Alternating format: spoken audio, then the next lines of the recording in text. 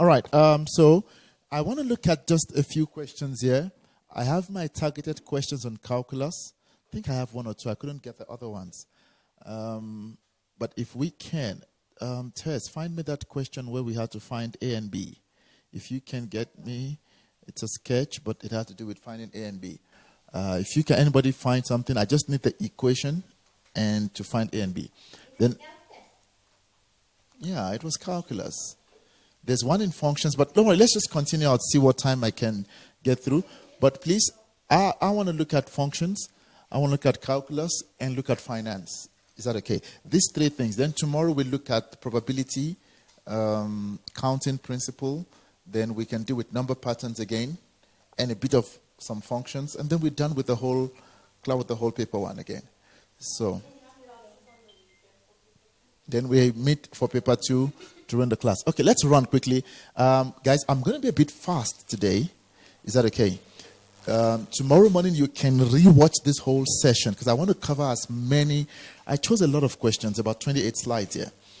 But concept will be repeated. That's what I'm going to. So if I see a concept that has not been repeated, I'll slow down.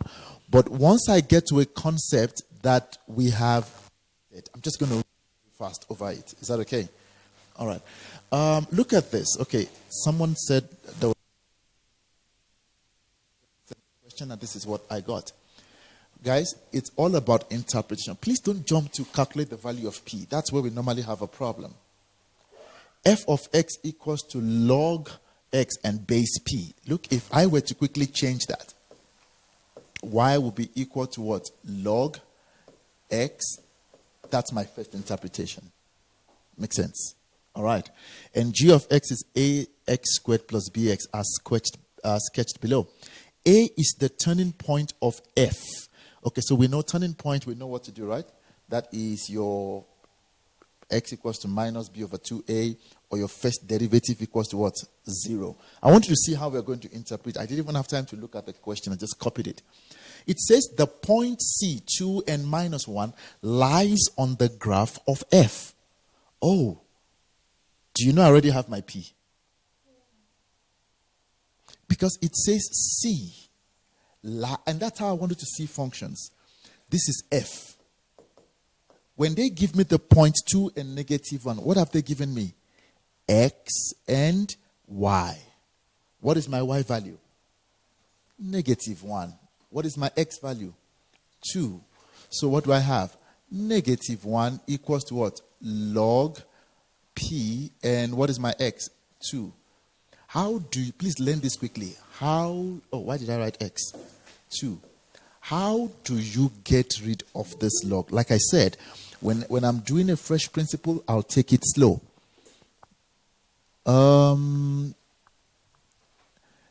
Guys, can you hear me? Mary says she cannot hear. Mary, let me just check. Can you hear me, guys? Somebody please respond. All right. Okay. Mary, it's your side.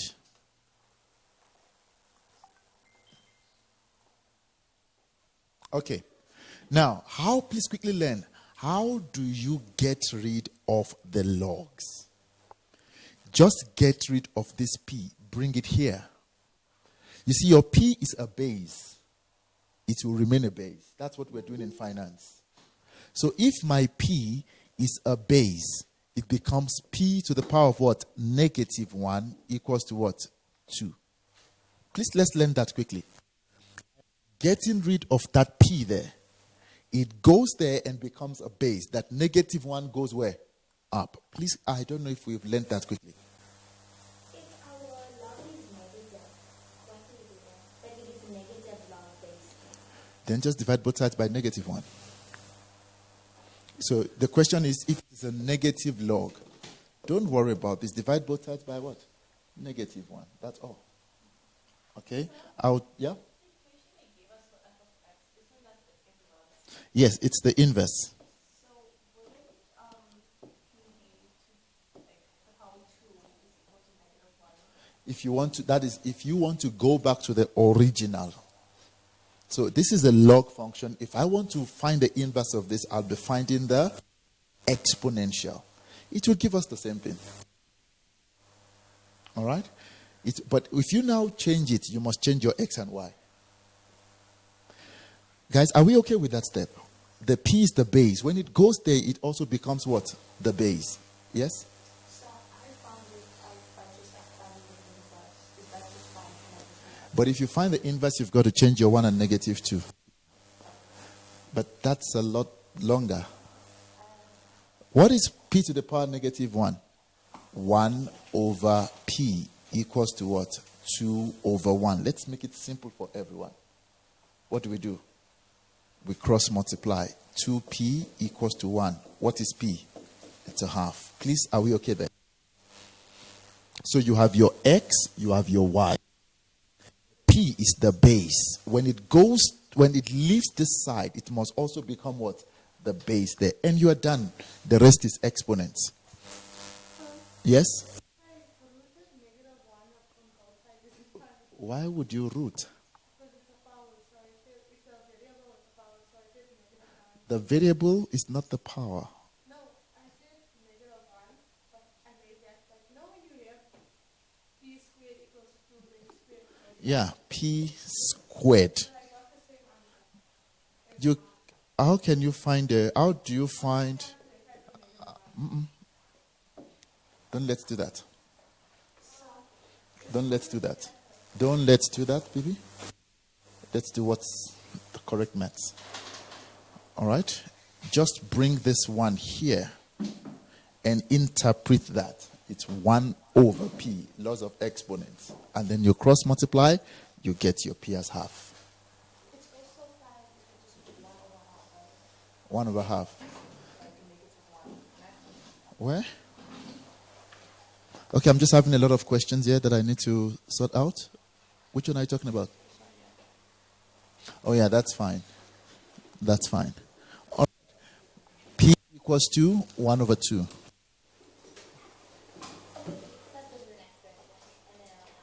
All right, please. And like I said, I'll be slow when I see a new concept or a concept that needs to be, that you're seeing, uniquely. But when next I see the concept, I'm just going to jump. Are we okay? P is what? 1 over 2. That's the first question. They're done. Write down the coordinate of B. Please go to your graph. What can you tell me about B? It's the x-intercept. What do you know at the x-intercept? Why should we... Look, don't let make math difficult. Use the simple principles that you know. Yes.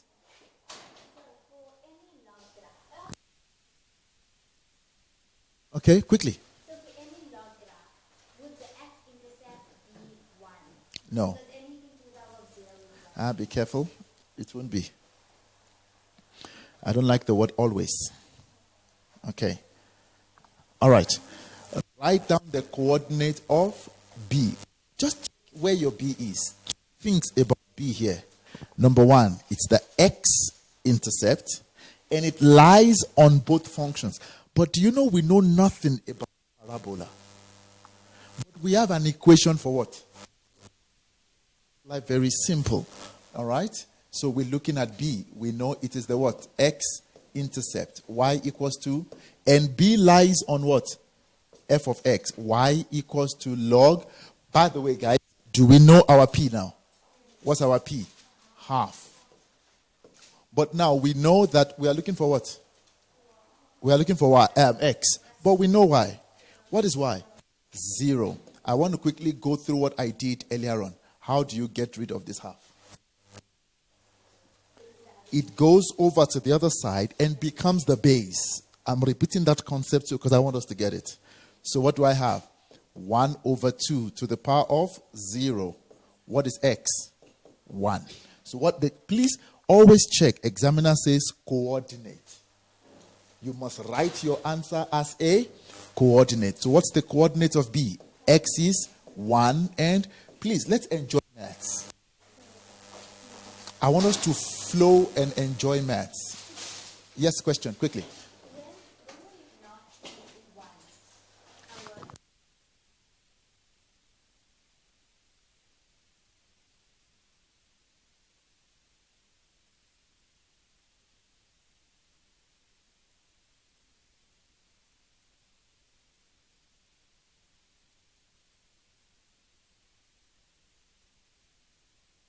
All right. Can we? Yes, quickly.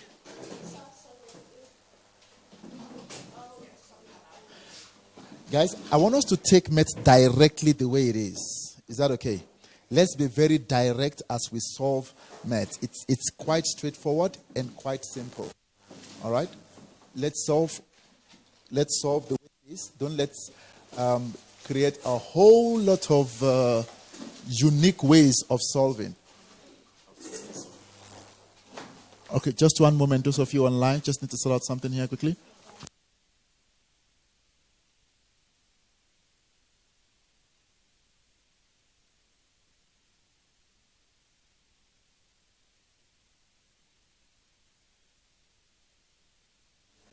All right, you can go ahead and find me the coordinates of A. Please quickly go ahead and find me the coordinates of A. Try quickly the coordinates of A.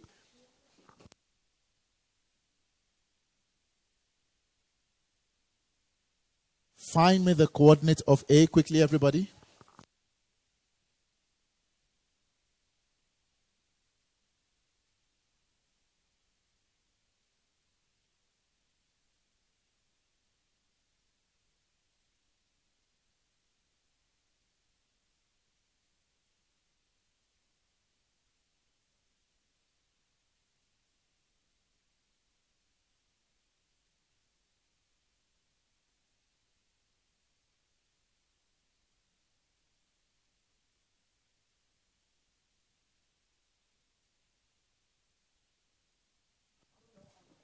All right. I want to get the coordinate of P. Guys, please, I want us to get the principles in place and apply. I want the coordinate of P. There are some principles that come from content. No, I want to get the coordinate of what? A, which is my turning point. But I know that, guys, I know nothing about G of X. But one thing I see here is this. And this I have always mentioned. Check this. This is what we have, right? Do we know this point? What did we get? That's 1, right? Okay. Now, what do you know about P? It is A. It is the turning point. We're looking for that, right? But we are told that if P equals to 1/2, determine the coordinate of A. All right, let's go back. It said A is the turning point of what? F. And B is a common what? X-intercept of F and G. All right. Let's see, quickly. What they should have told us now is, it's easy. It's easy. Check. 0. A is the turning point. And this is your axis of what? Symmetry. We don't even need the half they gave us.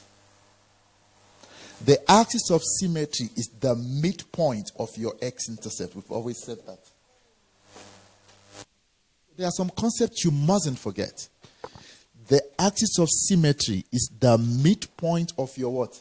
X-intercept. Already, I know that this is going to be what? 0 plus 1/2, which is equal to what? Half. So the x value there is what? 1/2. What they wanted to now make sure is to see that this point here, A, graph F actually passes through that point. So I already know the x value as what? 1/2.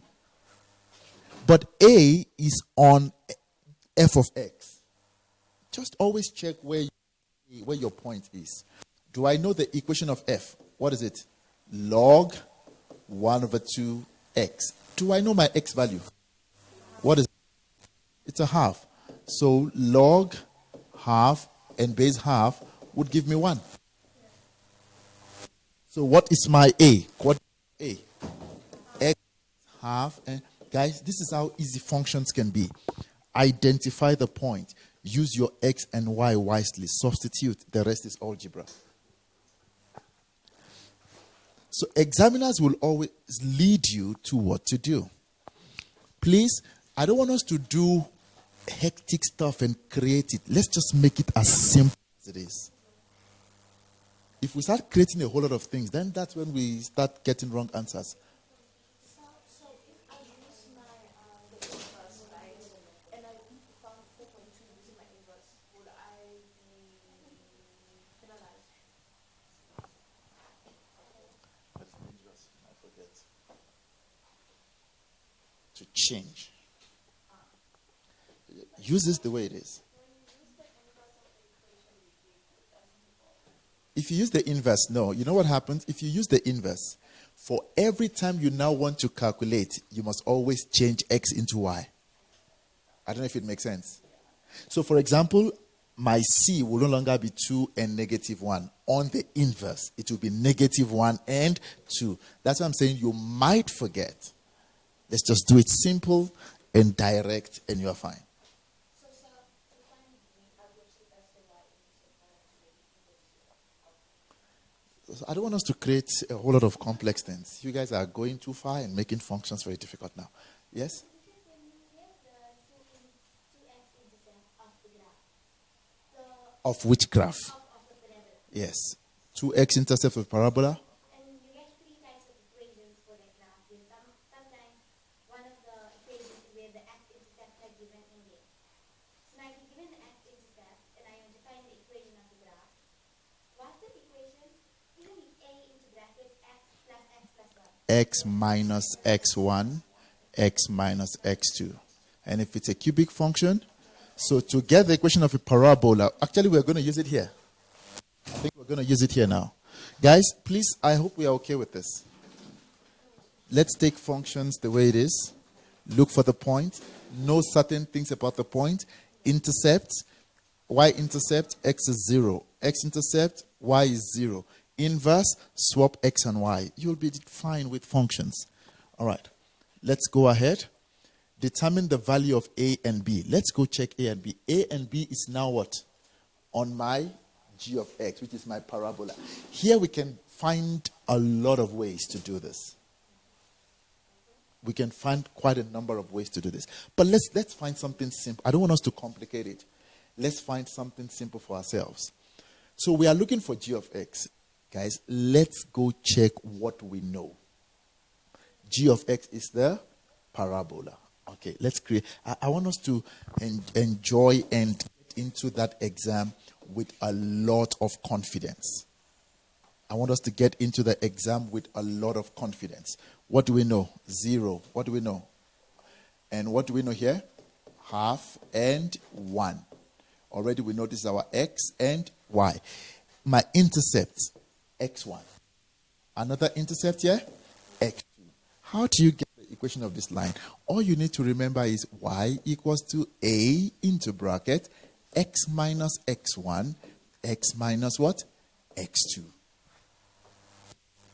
That's all. Do you know your x and y? We do. What's our y? 1. Do we know a? No. Do we know x? 1 over 2 minus. What is our x1?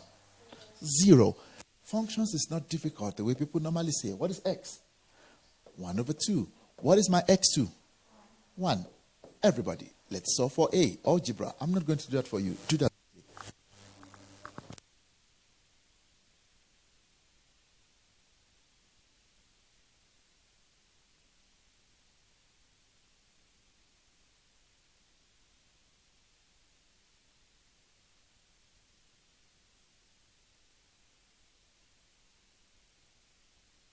Please, can we quickly get an answer for me? What's your A? Quickly. Negative? Negative. Is that the final answer for A? Okay, so this is A, this is half, and this is what? Negative half, right?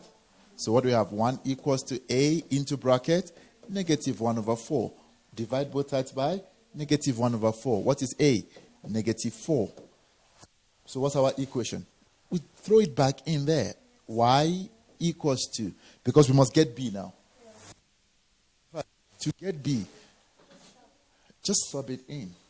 It's either you get it or you can even use this if you don't want. But I want us to get the whole equation. What is our A now? Negative 4. What is our X? Don't swap in X now. X minus, what is X1? 0. What do we have again? X minus 1. Is that fine? Y equals to negative 4. What is X minus 0? X. Please open this bracket one by one. I want you to enjoy maths. Negative 4x, x minus 1. What do you have? Negative 4x squared plus what? 4x. What is A? Negative 4. What is B? 4. I want you to enjoy maths. X equals to minus B over 2A. Watch this. When you see that, what am I talking about?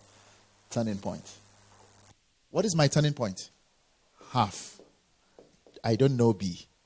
Do we have A? 2 into bracket what? Negative 4. Cross multiply. Negative 2B equals to what? 2 times 4, negative 8. Divide both sides by negative 2. What's your answer? B is 4. So many ways to get this. Y equals to ax squared plus what? That's the original equation they gave us. Do I know my y? 1. Did I get my a?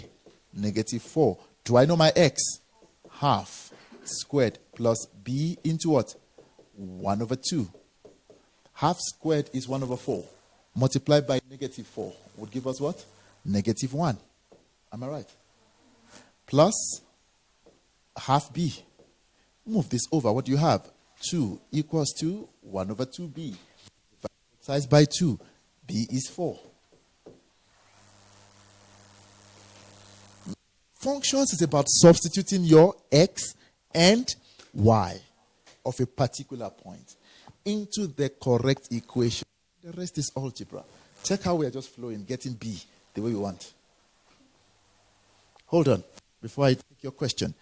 Y equals to A into bracket x plus P squared plus what?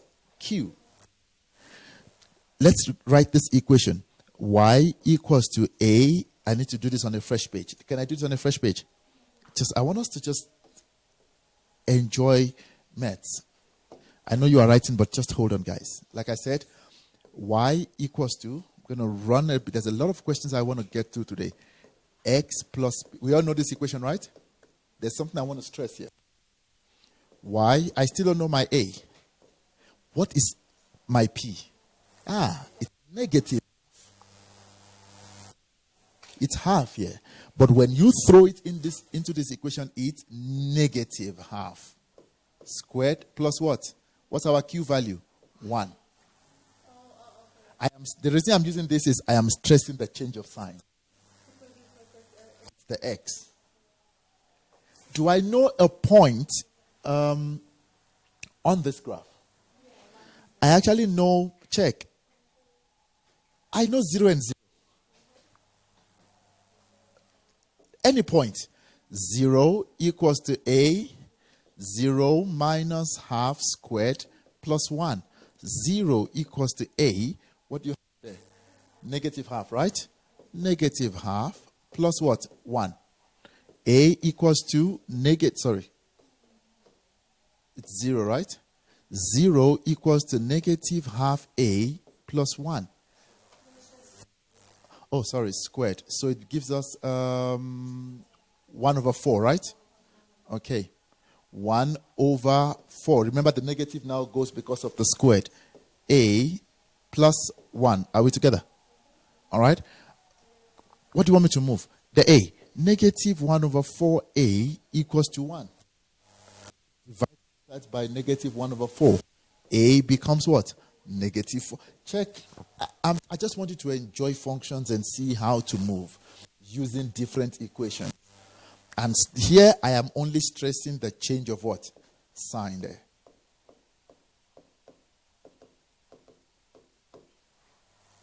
Does that make sense?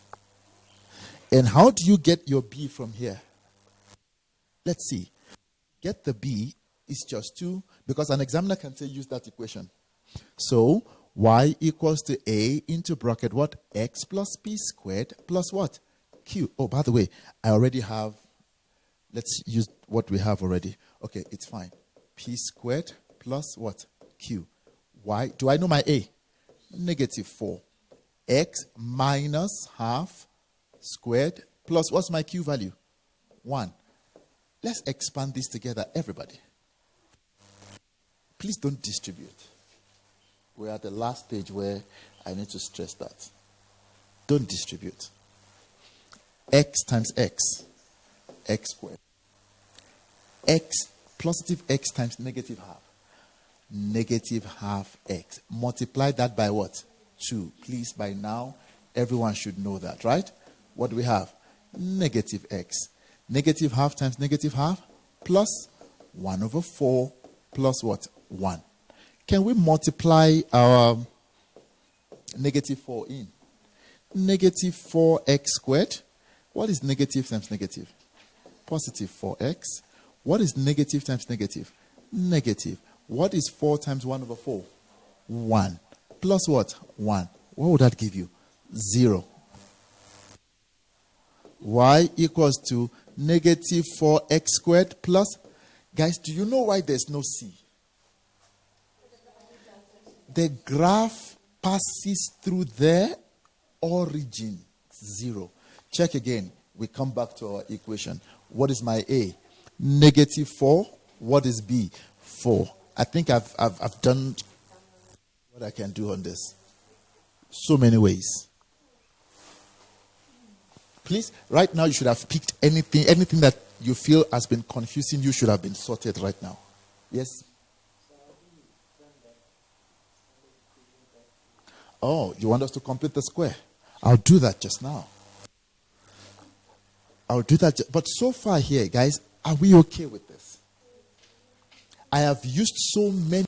So please, guys, your job tomorrow morning, you're not going to. Is anybody writing tomorrow? Good. What are you writing? Oh, gosh. All right. Good. After your history, you get back and sit with this concept again. Let's quick, guys, I need to move fast. I have, like I said before you guys came, I have 28 slides of different questions I want to go. Just 3 topics. But each question then differs. Because I see someone sent me this today, just some few hours before we started, or some few minutes before we started. Idris, let's answer your question. Guys, let us complete the square there. Y equals to negative 4x squared plus 4x. What is the rule? No. The coefficient of x squared must be positive 1. That's the first rule. So, what do I say? Negative 4 into bracket x squared. Now, but negative and positive would give me what? Negative x. Every time you factorize, before you run to the next thing, quickly check your answers back.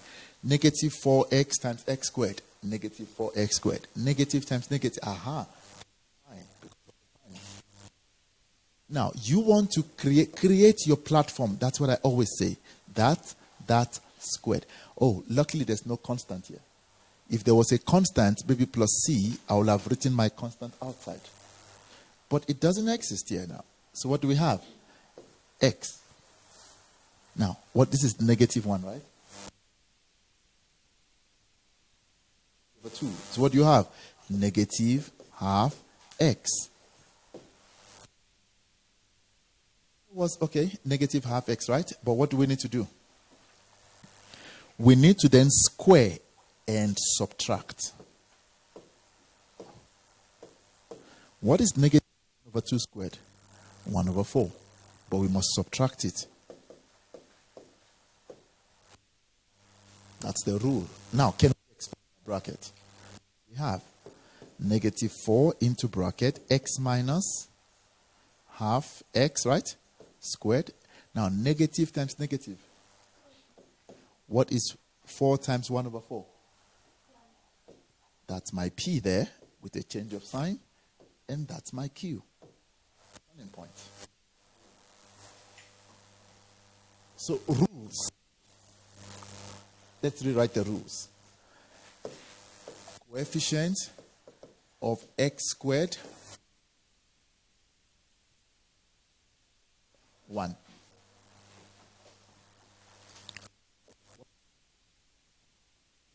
Eight.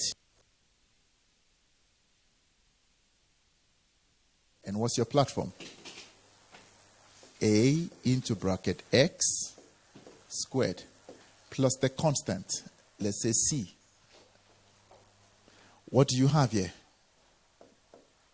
B over 2. Make sense? And then what do you have here? Square and what? And subtract. What do you have? Minus b over 2 all what? Squared. Look, your job would be practice a whole lot on questions, and you can check whether you are right or wrong by just calculating your turning point. Your turning point must be found at P and Q. So you can always move forward and backwards. We should actually let me do this. And that's it there. Make sure the coefficient of x squared is what? Positive 1. Create your platform already. A bracket, a squared, plus your constant is outside. B always is b divided by 2. That's why it's your turning point. B over 2. So remember from x equals to minus b over 2a. That's how you remember. B over 2. That gets you a turning point. But remember, you must square and what? Subtract. And then you simplify, you're done. So please practice this. And don't forget, the reason I came to this one is the change of sign. If your turning point is 1 over 2, positive, when you bring it into this equation, it becomes what? Negative. If it's a negative turning point, then it becomes what? Positive. So let's take note of those little changes. Those of us online, are we okay? Quickly respond. Are we okay? We're counting hours now. And it feels so good. Feel good. I need to get it.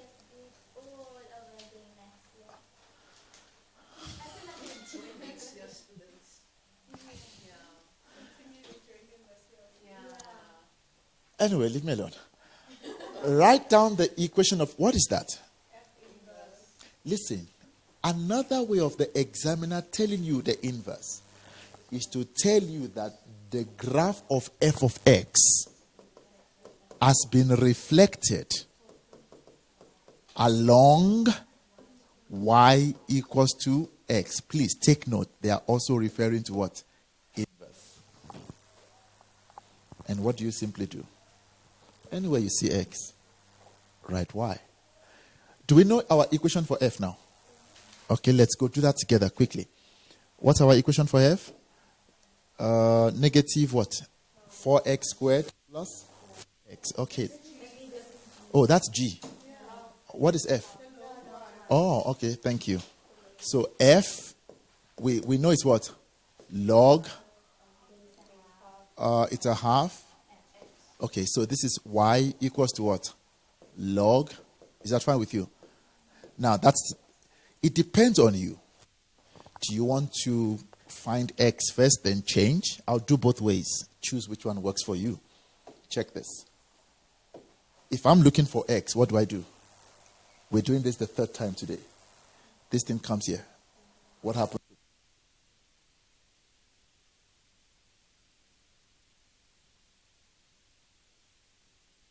Half becomes what? The base. So it's 1 over 2. The y becomes your equals to what? X. This and this are still the same. You have not found inverse. Now, what is the inverse? And when write x, what do we have? 1 over 2 to the power of x equals to y. We're done. Does that make sense? Somebody else might decide to change first Okay, y equals to what? Log. Okay, what is the inverse from here? Talk to me. X equals to what? Log y there, and but you cannot leave your answer like that. It must be y equals to. How do you get y now? The half moves over to that side and becomes what? The base. What do you have? 1 over 2 to the power x. Does that make sense? It's the same principle, and we're done. How many marks was that? 2 or 3? This child. Let's see. Free 2 marks there. Are we together, everybody? For which values of x is f of x greater than? Please change your f of x. What is f of x? Y. Y must be greater than or equal to what? Negative 1. Can we go to the graph? What is my f? That's my f, right? Are we okay? They said, let me try to see if I can sketch that f of x.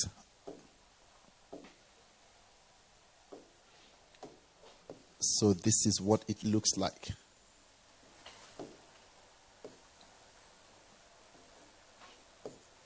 And we know this point as what? 2 and is that fine?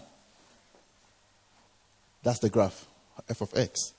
Let's understand functions. F of x is greater than or equal to what? It means y should be greater than or equal to. Check what I'm going to do. Just going to make life simple.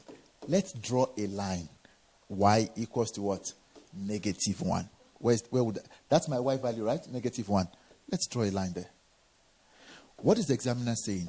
Y should be above, greater than negative. Y is above negative 1. Where is that happening? That is happening right here. It is above negative 1. But we are not interested in the y values. For which values of what? X. What are your values of x? They are all here.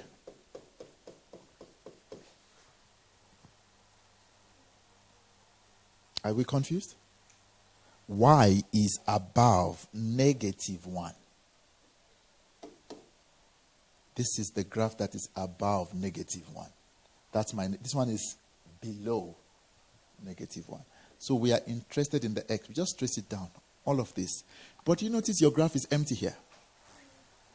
It means you must stop. There's a restriction. Because once you go here, please check. Once you go to this side, you are saying x is negative. Log of negative does not exist. Please check on your calculator and press log of negative 5 quickly. Your x value must not be negative there. It will give you an error. And the examiner wants to catch you there. So what are your answers? What's your answer? It is between 0, so your answer is right here. Between 0 and what? 2. So x is between what? 0 and 2. But check. Now, I want to ask you a question. Do you think this will exist? If in an exam, if you are not sure whether, okay, this is 0. If you are not sure, 0 there, use your calculator. What is log of 0? It's an error. Which means you cannot do this now. So use a calculator in an exam to always check. So that is wrong. That must not be there. X cannot be equal to what? 0. And when you are done here, there's one mark that is missing. X is an element of real numbers. Are we okay, everybody? Any question, guys?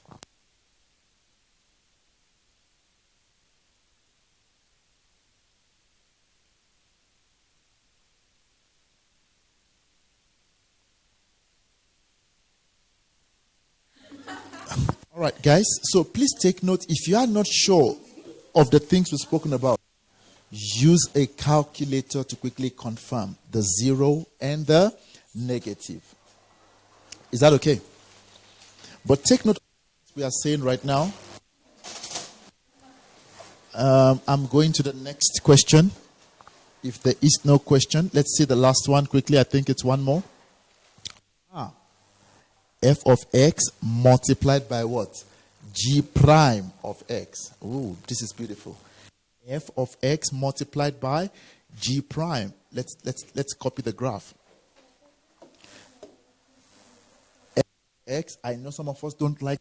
Let this be the day where you finally get how to deal with this. Please don't even try to derive. F of x multiplied by G of x.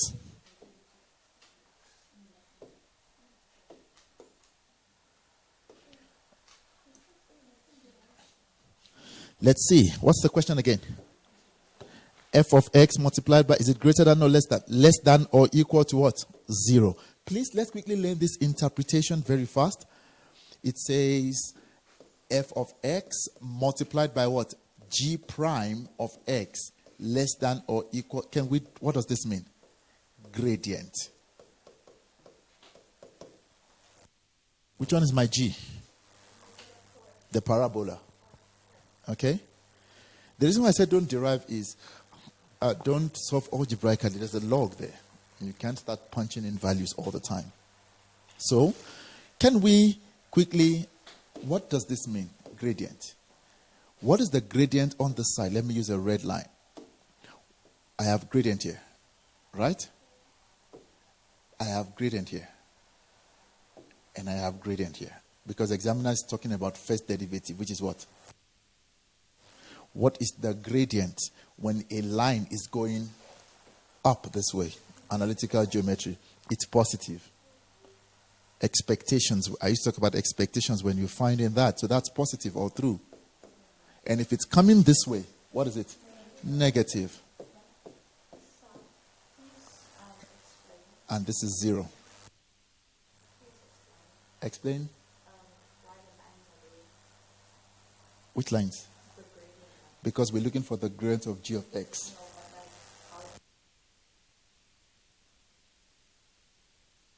Anywhere. We're looking at anywhere here. The gradient anywhere here will be positive.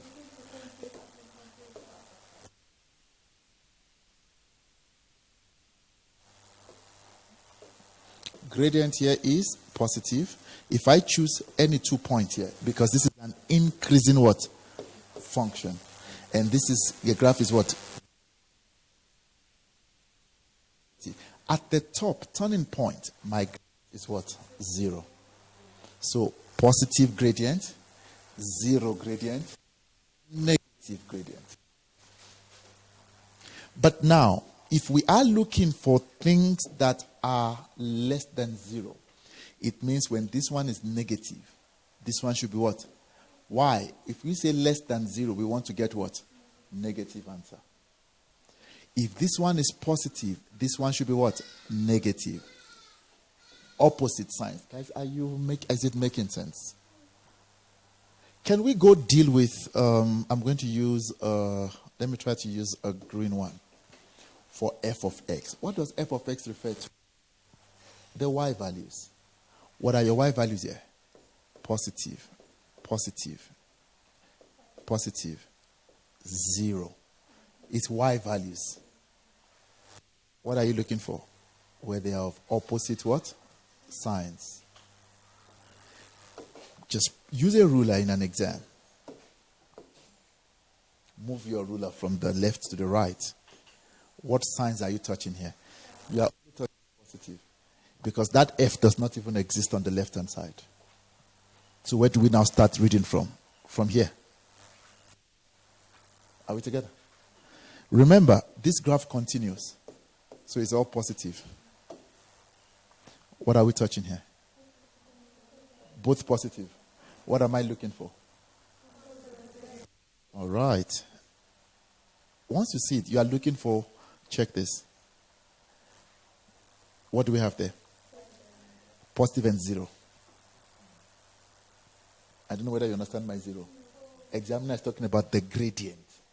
That's why use your pencil to write the signs when you read. So I'm looking at 0, and do you think this will be part of the answer? Yes. Because we must get what? 0. Okay, but let's continue. What signs are we touching? Oh, the green is positive, and the blue is what? Because it's now a decreasing gradient. So it works. All right. Does it work on here? I think it stops here.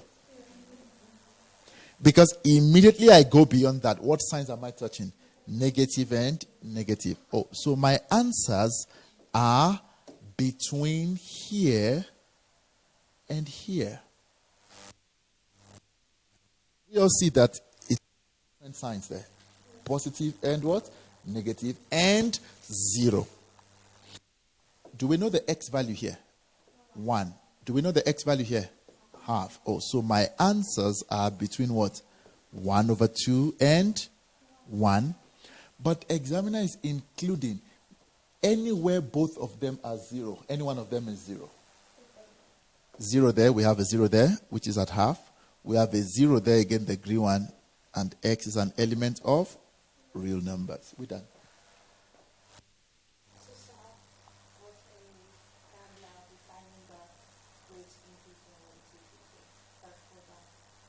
It depends on the question, though.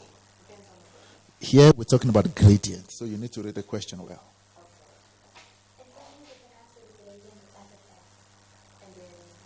If the examiner had said f prime of x, that's very easy. Your graph is like this, right?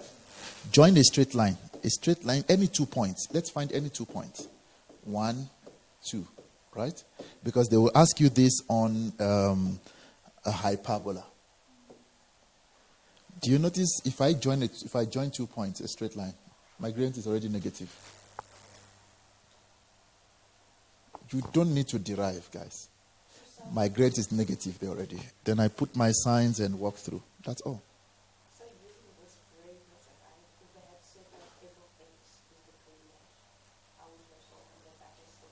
Yeah, that's what I've done here now. Between what frames? I don't see that. Okay, change of question now. I've got to clean the whole of this thing here. So you're saying let's look at the question. Guys, it's one simple application that we then need to just keep using. Even when you get to calculus, it's the same story. A change of question, there's a question here. And the question is what? Gradient here, right? Should we leave it like this? We should take away this one. All right, that's a question there, less than or equal to 0. So we know we are still looking for negative, right? If this one is positive, this one should be negative. If this one is positive, this one should be negative. Okay, let's go write our sign on the graph. Already, I can tell you that if we were to derive this, the gradient is negative. A straight line. You can see what my straight line looks like, cutting the 2 points. So already, is it okay to say that all of this is negative? The gradient is already negative. Now, my g of x represents what? Y. Make sure you read carefully. If the g of x represents y, what is my y value here? Negative, negative, negative, 0, positive, positive, positive, 0, negative, negative, negative. You are looking for where they are of opposite what? Signs. There's no sign here. F doesn't exist. But from here, again, do you notice this arrow tells you that this graph continues? Oh, sweet. So check. What signs am I touching? Positive, which is what I'm looking for, right? And that continues. Oh, by the way, from here, this one is not going to be involved because my f of x does not exist. Be dealing with what does not exist. It's a ghost value. So, from 0, right? Do you notice we are touching positive and negative, right? Positive and negative. Until where? Until B. After B, what do you notice? Both of them are now what? So what's my answer? Between 0 and 1. So what do I have? 0 less than X, less than or equal to 1. Do you understand why I'm putting equal to 1? Because I have a 0 there. But, yeah, equal to 0. I cannot put this. I said it. F of X. Point.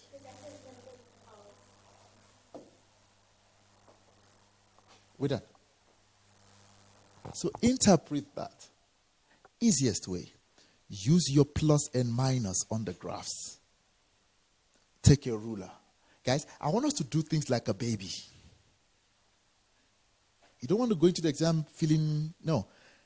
Do things like a baby. If I need a ruler, I'm going to use a ruler to check my signs. You will finish your paper. Many a times we rush, and if you notice, I don't start, I'll tell you why you don't finish. You start from show that P. Yeah. Now you're looking at the graph like, No. I will never did this. Start by reading. Take your pencil. F of X. Whatever you can change, start changing and writing down. Convert English to what? Interpret gradually. While you are interpreting, you're already answering a whole lot of questions. You're just going to be pulling down your answers. You would finish. Okay.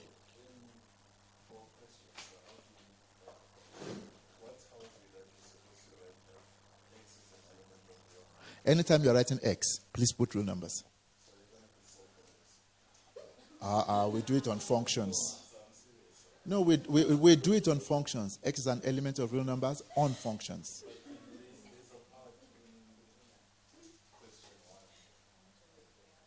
If it's functions, once you see f of x, then you write x as an element of.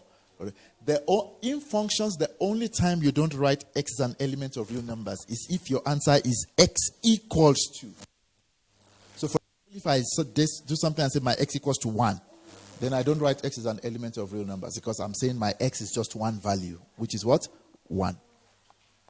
But once you write an inequality under functions, please put x as an element of real numbers. It's minus 1 mark if you don't put it. Yes? But x-intercept, it's definite. X equals to is an equal sign. If your answer is equals to 1, you only have one value of x. So you don't write x as an element of real numbers.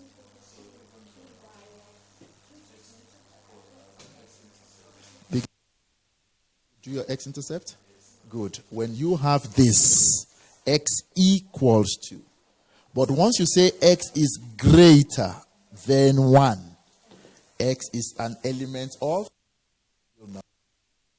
For intercept, write greater or less than. Functions, once x equals to, it means you are saying there's only one answer. You don't put an element of. So x being an element comes with inequalities. All right. We're good, everybody? That question is done. I have another one. So this one I'm going to run. Like I said earlier on, we took time in doing that. This I'm going to fly. F of x equals to 4 to the power x. And g of x is a over x. Now, quickly, interpret a over x. It says a over x. I am likely to see that, okay, that looks like a hyperbola because my x is a denominator. But they are giving me a restriction, x is greater than 0. All right, a, 0 and 1 is the y-intercept. Already it makes sense because my x value is what? 0. P, 1 and 4 is the point of intersection. It's there on the graph. Calculate the value of a. Let's go check. Where is a? A is on G. I know a point on G of x. What point? Point P, which is 1 and what? 4. Let's write our equation. Y equals to A over X. What is my Y value? 4. A, what's my X value? 1. What is A? 4. Write down the equation of the inverse of F. Sweet. Inverse. Y equals to 4 to the power of what? X. Can we inverse it already? What do we have? X equals to 4. Now, Y is an exponent. If I want to find Y as an exponent, that's what we do in financial maths. N is an exponent. What do? We introduce what? Logs. But the 4 is the base. We maintain the 4 becomes what? The base. We're done. 2 marks. Number 3. The graph H is obtained when F is reflected about. You see, my problem is you guys read. No, reflected is not the inverse now. It's reflected about the Y. Keep Y, change what? X. So what is, and we are reflecting what? F. Let's go to F. What's our F? Y equals to 4 to the power of what? X. Okay. Y equals to 4. We said if we reflect, what happens? Keep Y, change what? X. So what's my equation? H of X will be equal to what? 4 to the power negative X. And you are done. Because we are reflecting about Y.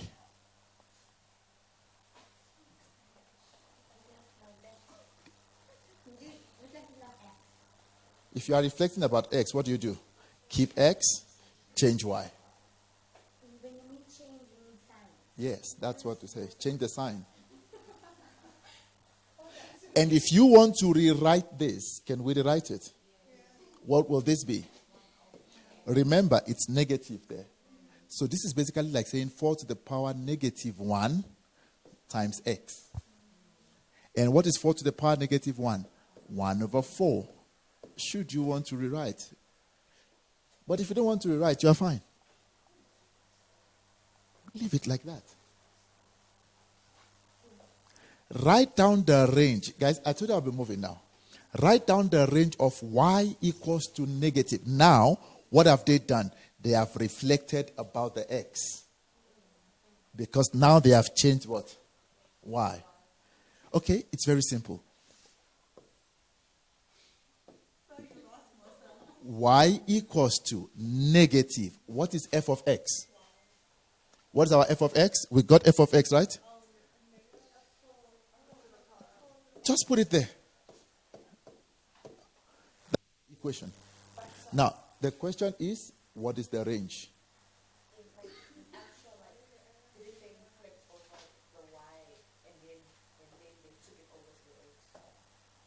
The only here, the examiner has reflected along what?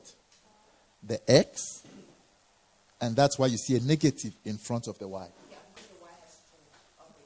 So now, we are looking for the range. Guys, look at this graph. This is the f, right?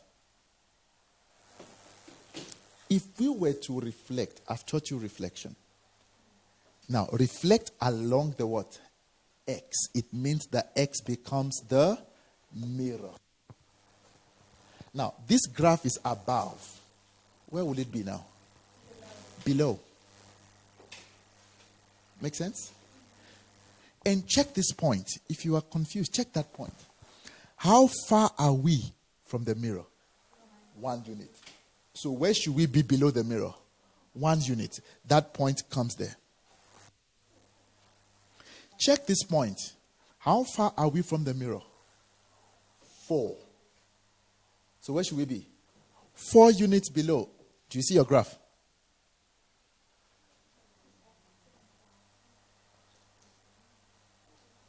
Above the mirror, below the mirror. We reflected along the x. So for x, we reflected along x is 2x to change y. And for reflected y is this one. And x is that one. So, now if you notice, what is my range here? What is my range? Do you notice my graph is now below the y-axis? So what's my range? Y is less than 0. We're done. Range is always talking about y. In grade 10, I'll tell my learners, why do we drink orange? Y and range. No one says, X, do you drink orange? So, why do you drink orange? Because Y is talking about what? Range. So, what are your answers here? Guys, I have simply taught you how to reflect again now, quickly. All right? Reflecting about the mirror, all you are doing is counting. If it's up, then it's down. If it is left, then it goes to right. I'll teach you how to reflect along. Oh, no, we've done that. Why? But I'll try to find a question now where we reflect along. I actually use this question. I'll find the inverse of this just now. But are we okay with my reflection? Good. So if you are confused, one thing about functions, if you are confused, use the graph. So this is my reflection. And my answers are, my graph is below the what? X. So what's my range? Y is less than 0. Question? Okay. So what's my range? Y is less than 0. I want us to reflect. I want to quickly do something. I want us to reflect F along the line equals to X. I'm going to create a fresh page. Let's get a fresh page. I want us to reflect Y along. I want us to reflect what? F along the line Y equals to what? X. Immediately I say Y equals to X, you should know what I'm talking about. What am I talking about? Inverse. So we want to reflect along the line Y equals to X. That's the line Y equals to X. That's my mirror now. Okay, very easy to reflect. This point, A is 0 and 1. What is the inverse going to be? Go and plot that point. X is 1. Y is 0. That actually tells you about the what? Intercept. There, X is 1. That's the image of A. Okay? What is that point? P is 1 and 4. What will it be? Oh, so my X is 4. We're just going to guess a point, right? And Y, this is Y is 1, right? Can you see your graph already? What's your graph looking like? Do you see that your graph, let me show you something, another way to confirm that you are right. It's the inverse. Your graph here is moving towards the negative what? It's close to the negative X. Inverse X for me, what would it be? Y. So my graph should be close to the negative Y.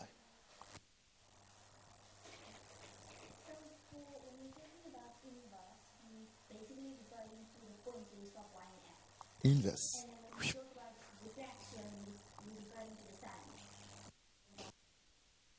The distance. So you can basically see that this graph was here on top left. I don't know if you see. It's on the top left. If we reflect, what would it be? Reflect top, down. Reflect left, right. Where's the graph? Down right. It's top. Do you see? It's top left. Change this. What's the opposite of? Isn't it if it was on the left, we would say go to right, right? If it was on the top, we go to the bottom. So let's reflect top. It's down the mirror.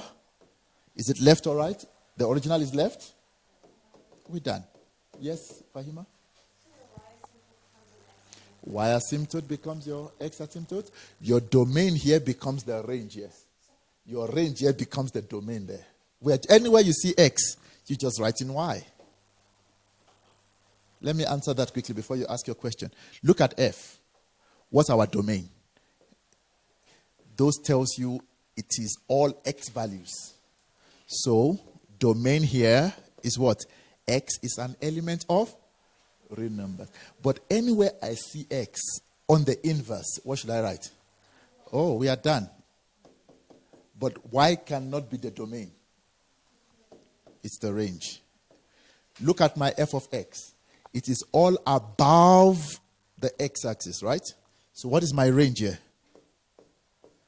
If it's above the x, y is greater than what? 0. It's very easy. Can we change the y greater than 0 on the side? What do we have? X. Do you notice I've simply changed my x and y? But what's your x talking about? Domain. We're done. The inverse function. So when I put my it's always wrong for me. What's wrong? My answer. Which answer? When they ask me for the inverse and they ask me to correct the domain. I see the answer. Oh, sure. Okay. Done. Yes? Was this question sent on the group? No. If not, then Yes. Yes, it was sent. It was the paper that was sent. I think Gift sent it. the Limpopo one. Yes. I think that's why I picked it from. I'm not sure. I don't know, but I just found it. Guys, can I continue? Okay. But are you saying functions can be done so it's not difficult to be difficult? It's a function of G translated. Okay, get a fresh page. It's getting messy here. But it's becoming very enjoyable at the same time. Guys, please, you know what I wanted to do, guys? I don't want you to do magic and make assumptions. Just go with the flow. If they say translated, interpret that. If they say reflected, interpret that. And you'll be fine. Look at this. P of x is a function. Don't rush it. It's 3 hours. P of x is a function where what? G of x. Stop. Let's write G of x. What is our G of x? Did we get G of x? It was what? Oh, our A was 4, right? Good. Now, translated 3 units down. If it's down, we subtract. Okay. Which is, they said it's now P of x, right? So let's translate 3 units down. It is minus 3. It's the vertical. And 2 units to the left.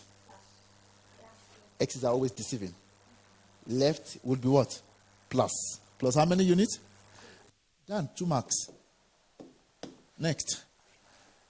Determine the value of h. It's so simple. This function, how did I get it? Now, come on. It all begins with reading carefully, guys. No, it's because you want to do your own things. Oh, it's Tabang. This is Pumalanga. All right. No, guys, if you notice, I maintain the same system when I do my math. I don't know if you've noticed. I read. If I see that it's interpretable mathematically, I stop reading. This is not Shakespeare. Oh, you are doing history tomorrow. It's not how Mandela crossed the river and they arrested him. He escaped the first time. And no. That's a story. We change. Do you notice that I didn't read the whole thing? When they said shifted down, I wrote my answer. Shifted to the left, what does it mean? Oh, left. The sign has to change. Before I knew it, I was done. My 2 marks. So the examiner would have marked that and marked that. Determine the values of x for which f of x minus g of x is less than or equal. These are areas we don't like. Can you interpret? Please try to interpret first before doing algebra. If f of x is less than, let me move this and just write my answer close. What was our answer? We said 4 over what? X, is it plus? Plus 2. Minus what? 3. Now, check this. F of x minus x. Don't let's do magic. This, move x over to the other side. What do you have? F of x is less than or equal to what? What does that mean? it means f of x is below or equal. Equal means they touch. F of x is below g of x, less than. And when they say equal, it means they are touching each other. Let's go check the answer. What's the question? Let me get a neat graph. This graph is too messy. Let's try to see if we can get a neater graph. Beautiful, beautiful. Let's make it bigger. Some schools, I know they don't allow color in the exams.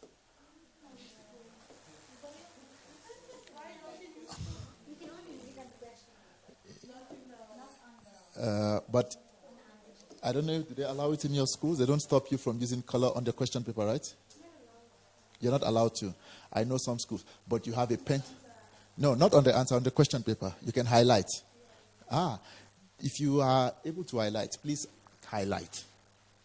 Let's highlight since we all seem to be.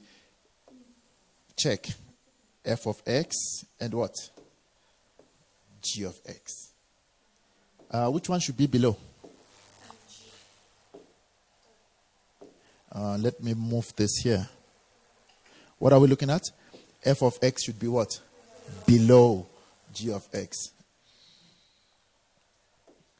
Which one is F? Red. Okay, so the red should be below the blue. Red below the blue. Oh, let me do my magic. Red below blue. How are you reading? Red below blue. Okay. What's wrong? The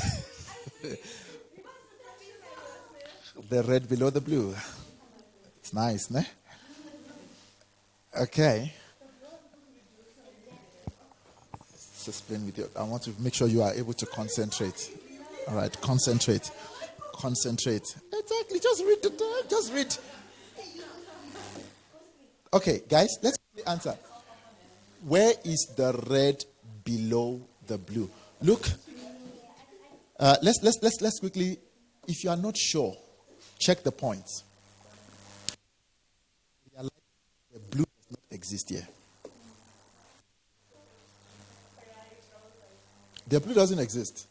It's a ghost. We don't deal with ghost answers. Okay? Now, which one is above here? The blue, right? Is above what? Red. What are we looking for? Red. Oh, this one is fine, right? Red below the blue. Do we agree that this is correct? Do we agree? The red graph. Storm, you look lost. Red is under blue. Here, what do you see? The blue is under. If I draw a line here, I'm going to get to the red first. The red is on. And our answers can only be here. Between 0 and 1. So what's your answer? What's your answer? X is between what? 0 and... But the examiner also said what? Equal to... Where are they equal? At 1. Biggie? X is an element of real numbers. We're done.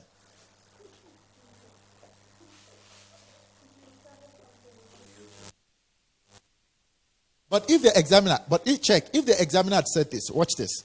If the examiner had said... Okay, what's our answer here? We said 0 less than what? X less than or equal to 1. X being an element of? Okay, what if the examiner has said 4.6.4? F of x minus g of x equals to 0. Our f of x is equal to what? Which means the point where they touch each other. Touching. There's no real numbers. x equals to 1. Okay, relax. We're going to get there.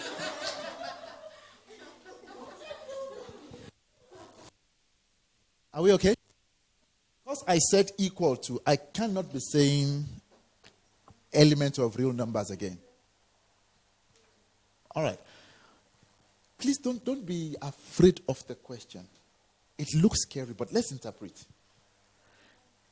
F inverse. Yes, Biggie? Yeah. No, don't. Don't.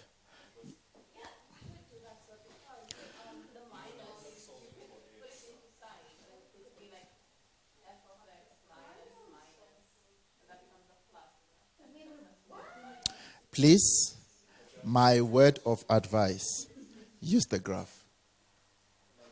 Don't run away from using the graph. Please understand. Wait, hold on. Can we go see our equations? Let's go see our equations. Please talk to me. Look at your equations. 4 to the power x minus 4 over x. Please solve. Okay, no, I want to listen to your algebra. Okay, it's less than or equal to what? 0. Okay? Come, let's do it. Let's do it.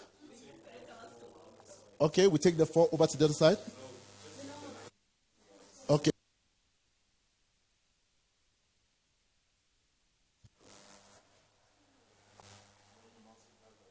Lovely. So we have 4 to the power x.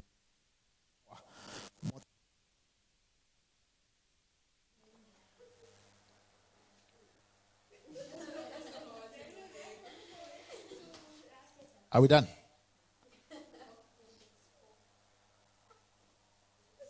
Because in your head you are thinking 4x squared. And it's 4 to the power of x.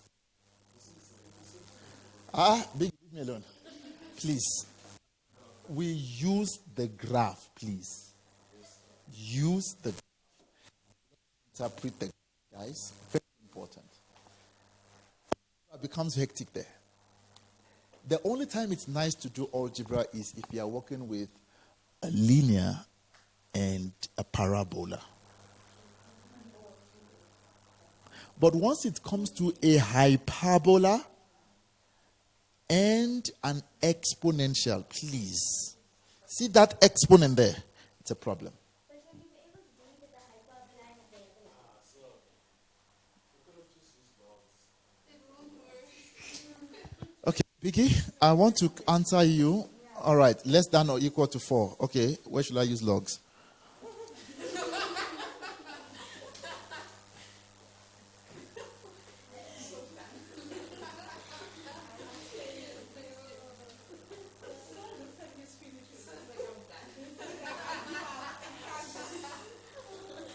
Are we okay? All right. Okay. Guys, listen. If you follow everything I'm doing here today, you will enjoy functions. Don't do magic. Don't. That's why I said behave like a baby. Follow whatever I'm teaching you right now. My way insurance will always work.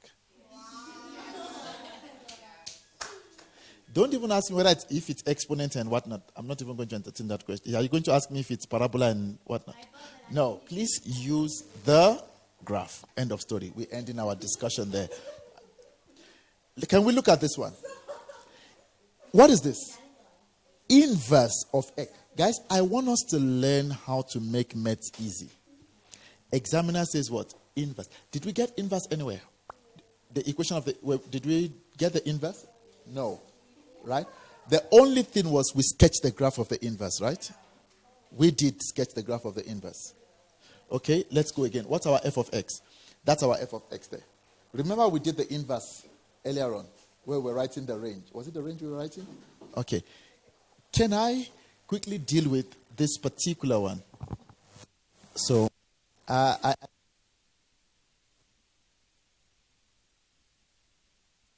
your own magic. Okay, let's paste again.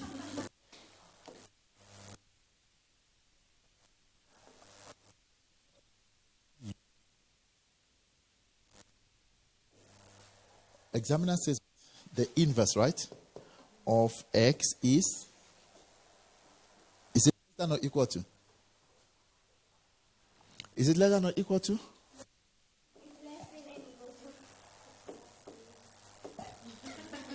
All right, less than equal to half. I remember that we did get something like this, right? But we know that point as what? -1. And it was 4 and all right. Now, what?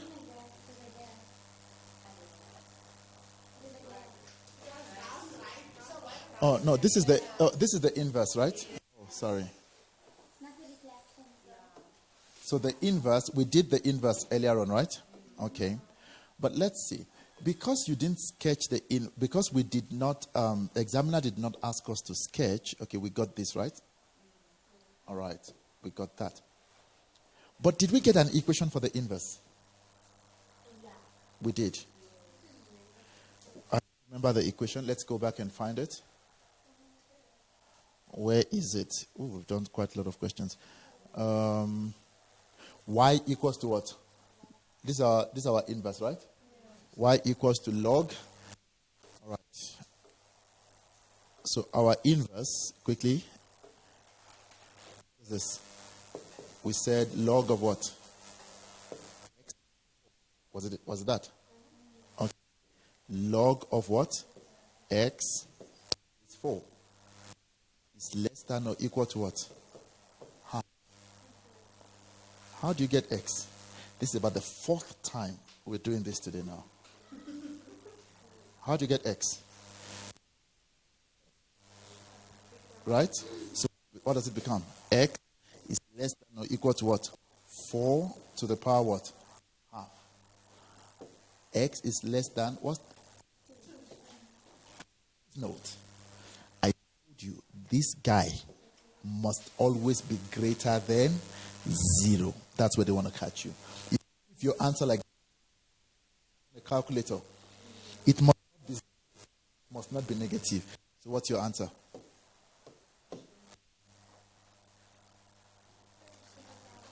Please take note of that. Once I am dealing with logs, this x value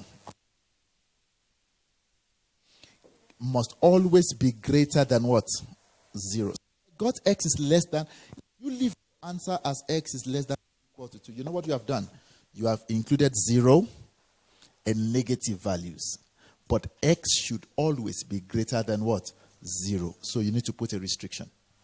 And what's your restriction? Let me write that in red. That you are adding that to it.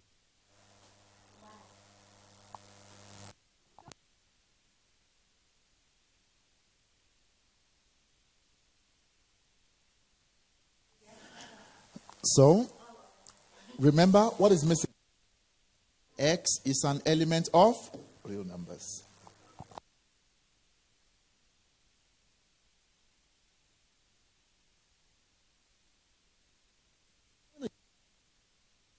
To first get where that half. I have, right? What was the equation? Y equals to what? 4 to the power of what? X. Now, remember, this one refers to what? The Y value. Is that okay? Good. This is when I come to the original, it becomes what? My X. So, Y equals to 4 to the power what? Half. What is my answer?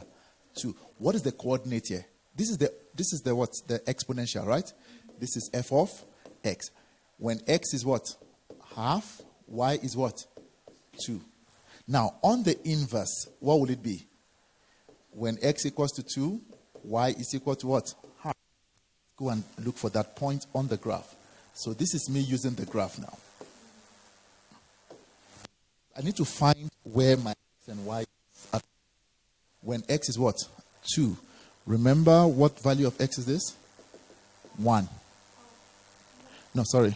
Is that 1? This is 0 and 1, right? So, okay, my graph is... Let me draw my graph. Remember, this x value here is 1, right? Is that fine? So if I inverse this point, 1 end, 0, my graph should be cut in there. Is that okay? And then, what is this? 4 end, 1. That's my 1. Is that fine? And my 4 is somewhere there. Okay, so my graph should be cutting where? There. Am I right? No, it shouldn't be cutting the... It shouldn't be cutting the Y, right? Okay. It should be like that. Okay, now let's check. What point are we looking for? 2 and 1. When x equals to what? 2. Somewhere there. Y equals to what? Half.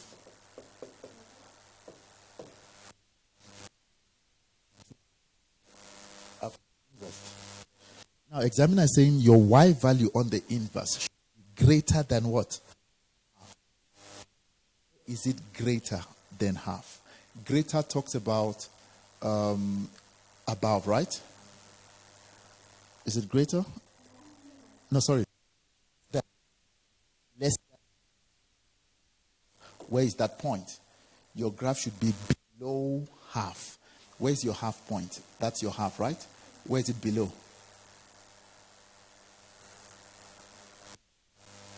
Between 0 and 2.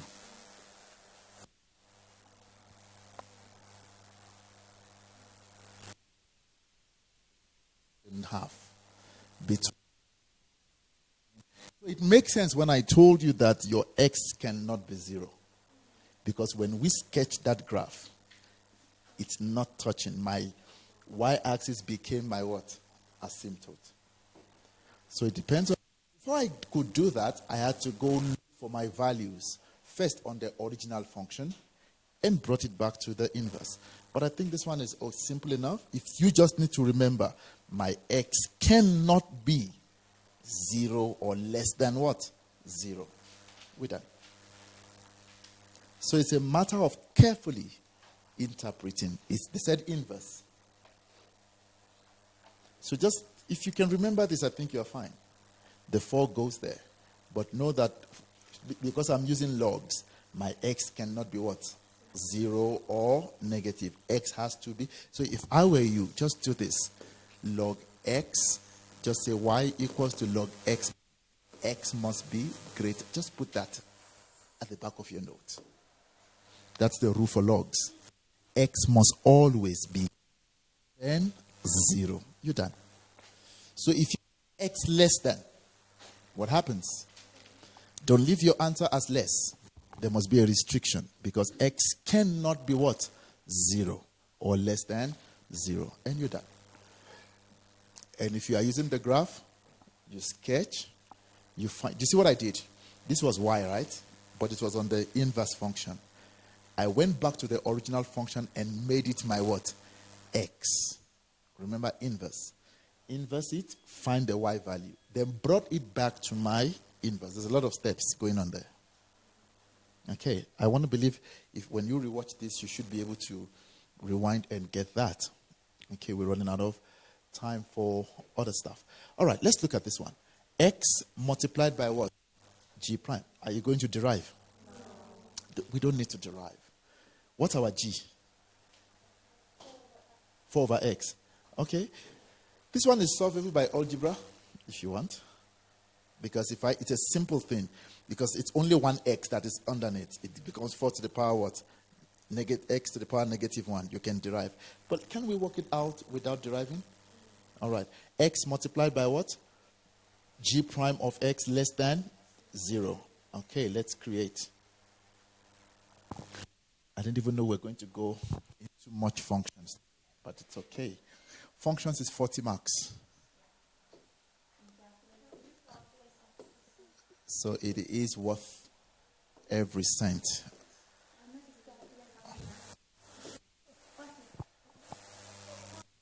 What are we looking for again? What are we looking for? X multiplied by what? G prime. Is it less than 0? All right. Again, quickly, guys. What does this tell you? Gradient. Just use a pencil. Let's start from there. That's your G. A gradient is a straight line. Put any to get the sign. What do you think you're going to? Oh, so negative. Lovely. We okay? For this to be less than 0, if this one is positive, there's no need to even put positive. The only answer to this one, according to this graph, negative. Make sense? We already ascertained that. So the only value for this, it has to be what? Down here. That's where x is positive. We are done. X is greater than what?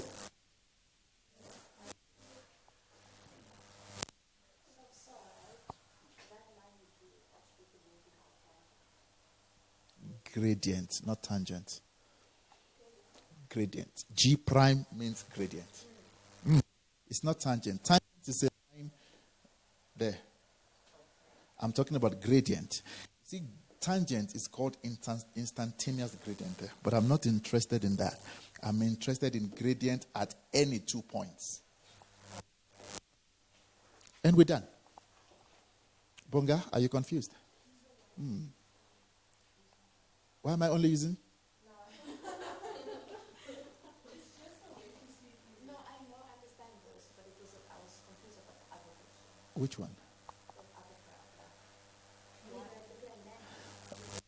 The The parabola is like this. Okay. Why is it that because we found this, why is it now that that was positive and below and negative below and positive? So for a parabola, 3 gradients. Positive gradient, 0 gradient, negative gradient. How many gradients here? It's only one. But then with that question, those two questions combined, right, like the previous question, right, you reduce it from below until upwards, that was negative and negative. Why did you change? No, because there was something about I'm lost with your question.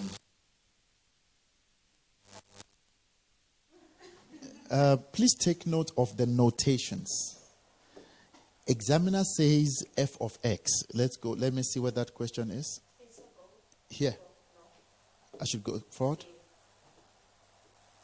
What are we solving here? What are we solving? F prime of x, which is the gradient. And what? G of x. Which one is your g of x? Which one is the g? Is that not a g? That's a g of x, right? Yeah, we're looking at the whole graph.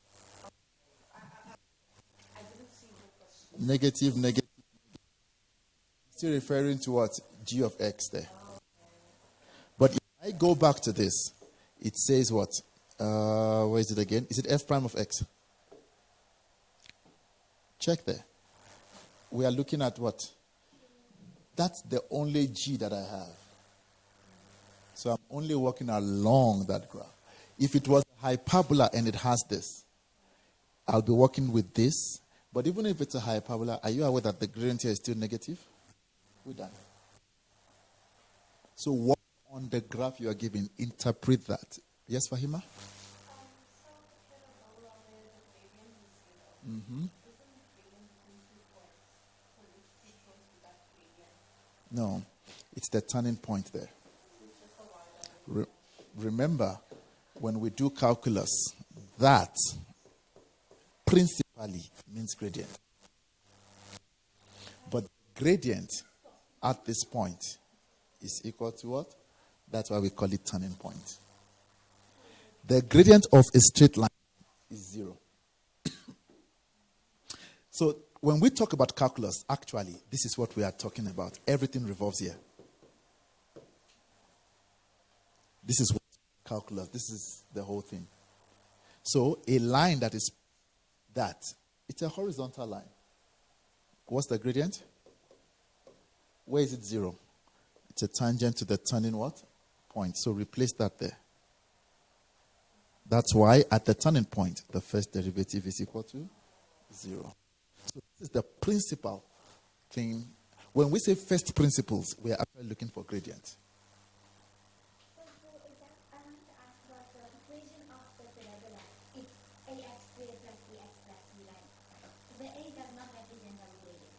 No, What is the A represent? the shape of the graph. So negative will be there, positive will be smiley. We're done. Because for parabola, if you have the one in this, if you have 1 point A and 1 point B, like you have one wow. If you have 1 point A and 1 point A, you can't find the gradient between those because there's two different gradients, right? What are you talking about? Okay. A hyperbola. Not parabola. That's a parabola. Okay, put point A there, anywhere on that line, yeah. And put point B anywhere there. So now if you're given those 2 points, and you wanted to find the gradient, you can't because it's two different gradients, right? So this is positive, this is negative. This is average. If the examiner wants to find gradient is positive there. You know that if you wanted to find, okay, never mind. Okay. Guys, if you are confused with any concept, put it down on paper. Put it down on paper. It will just make sense to you. All right, let's see. Is there anything here? All right, let's see this question. If there is anything challenging. All right, I've got a straight line and a parabola here. Let's see how fast we can get through this. In the sketch, A is an x-intercept. I would stop and look at A quickly. Since it's x-intercept, I know my y equals to what? 0. And B is the turning point of the parabola. F of x equals to x squared plus bx plus c. The straight line AB is defined. Oh, wait. Check something. Can we stop there? If we say y equals to 3x plus 6, there's something they're actually giving us here. They are giving me the y-intercept. Can we take it easy? Good. Don't rush it. That's why we get confused. Don't rush it.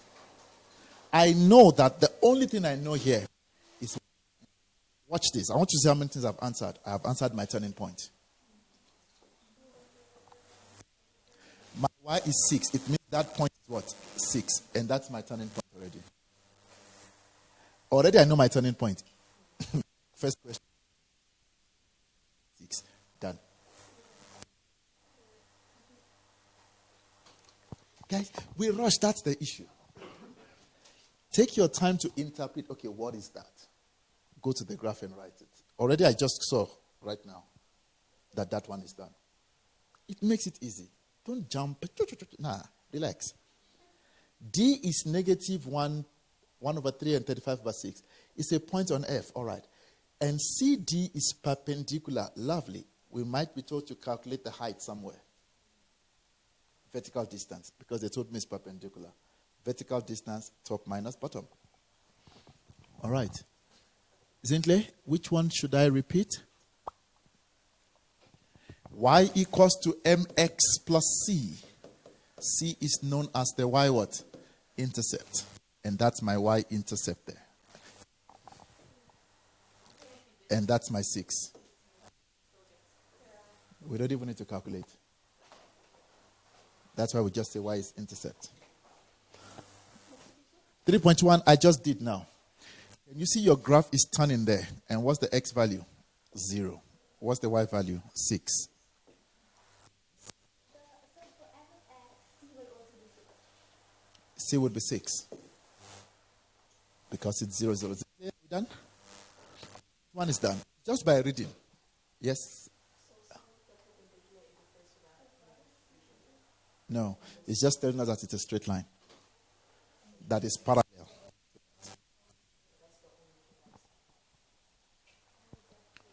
Okay. B is the y-intercept of F and G. We okay? Guys, coordinate of A. How, okay, A. What do we know about A? Okay, but how do you, all right, do you notice that A is on G of X as well? Oh, so we're done. What did you get? Okay, how do we do that? X-intercept? Y is equal to what? 0. So 0 equals to what? 3x plus 6. Negative 3x equals to 6. What is x? Negative 2. Can we get this point? what would that point be? It's positive 2. The axis of symmetry is the midpoint. So if this point is 2 units away, it means also 2 units. That's 2.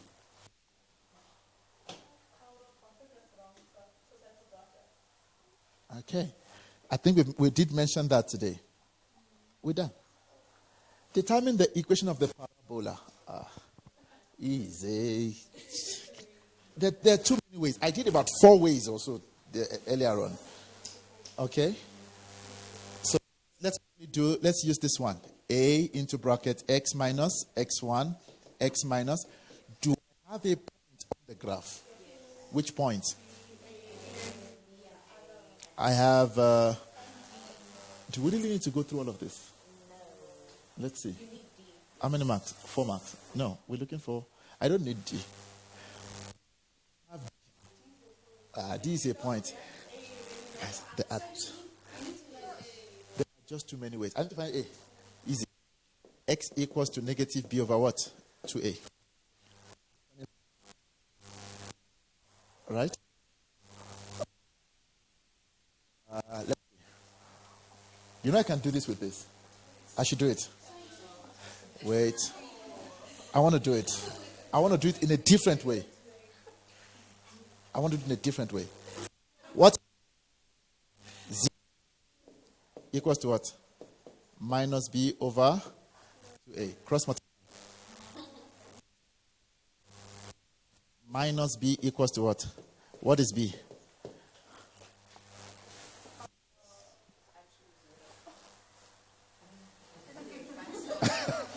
Okay, wait. Let's try 2 different ways.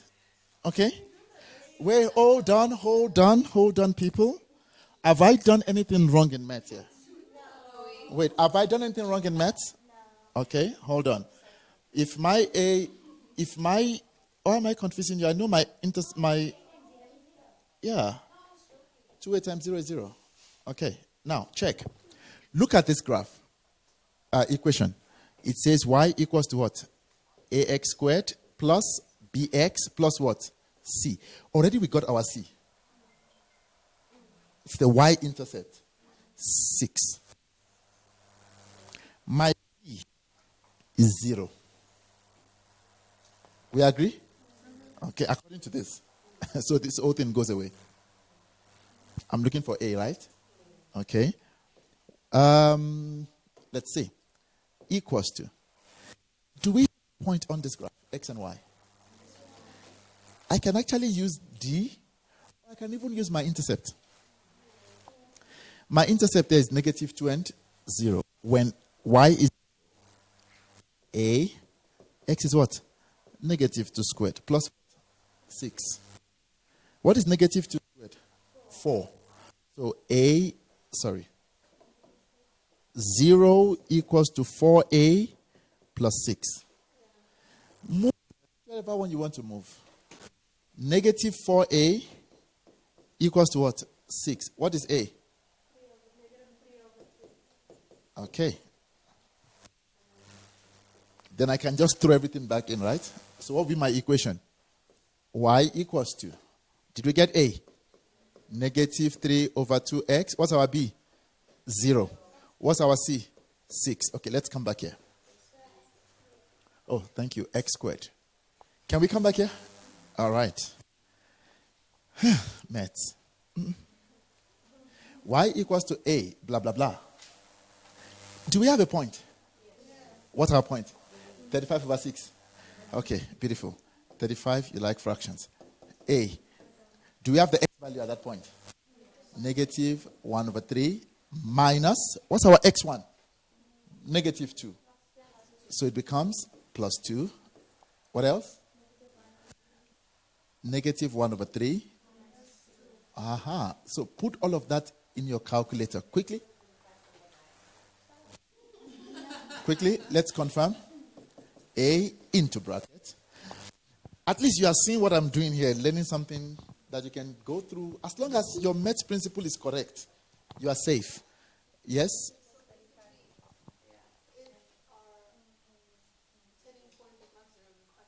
We can. I'll show you something. Okay, give me an answer. Negative 35 over 9. So what do? Divide both sides by what? Negative 35 by 9. That will give you 9 over 6. A is equal to what? I am done. A is equal to negative 3 over 2. Is our answer the same? Yes. It doesn't, as long as you have your turning point. Your turning point is X. Put it. I did a question today with the grade 11s, and I'm going to show you something. There was a grade 12 question that we gave the grade 11s. All right? I'll quickly explain that question. I'll do it right now. And what happened was, we had an oversight of the question. That question they were supposed to derive. But remember, grade 11s won't derive, right? So they were stuck. Then we recreated the question. I'll check my system now to find the question. And we gave them the axis of symmetry. I'll do that question just after this. So I'll show you that even if it's not 0, we can still work it out. Yes, your question? Which one? Then we expand. Okay, so let's get the equation now. What do?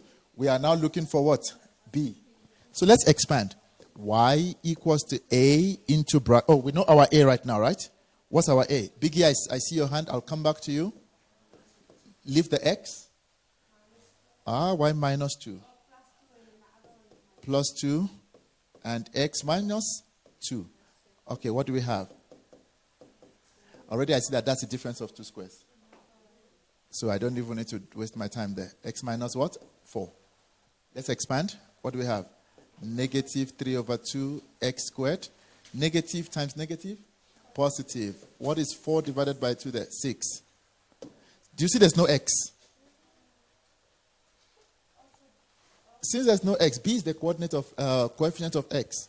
So b is 0. And I'm done here long ago. Long ago. Yes, you can also use the turning point formula. So earlier on I did about 4 of those. You make sense? All right. So once you have the turning point, think about it. X equals to minus b over, and see what you can get from there. Especially, I need to do that question with you. If I don't do it today, I'll look for the complete question and do it tomorrow. All right? Where you have to find A and B. And I'm really worried about that. Even on calculus, I told Tested that I need to do such questions.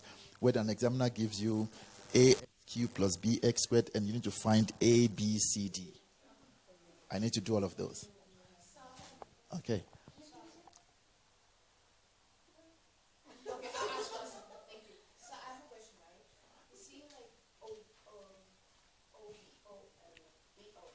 BO, yeah.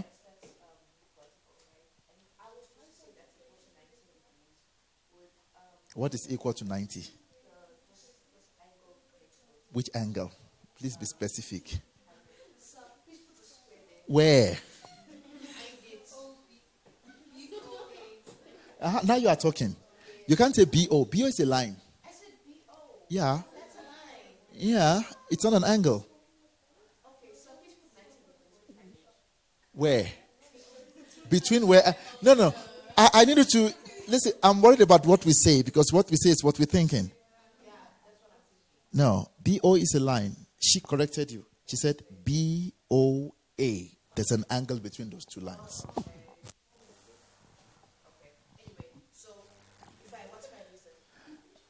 That's your vertical. Why?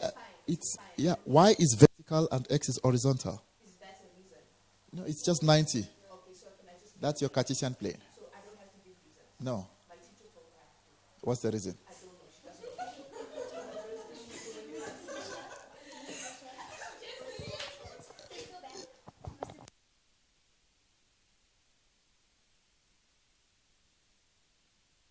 That's why, just a second, when you get to trigonometry and they tell you a pole is vertical, once something is vertical, it's like I'm saying I'm tall. No, it's wrong. When I mention my height, tall, it's in reference to something. So when I say a line is vertical, it's in reference to a horizontal line. Vertical and horizontal, automatically 90. So when you get to 2D and 3D and tell you a pole is vertical, they don't even need to mention 90 degrees. It cannot be vertical unless it's perpendicular. With that.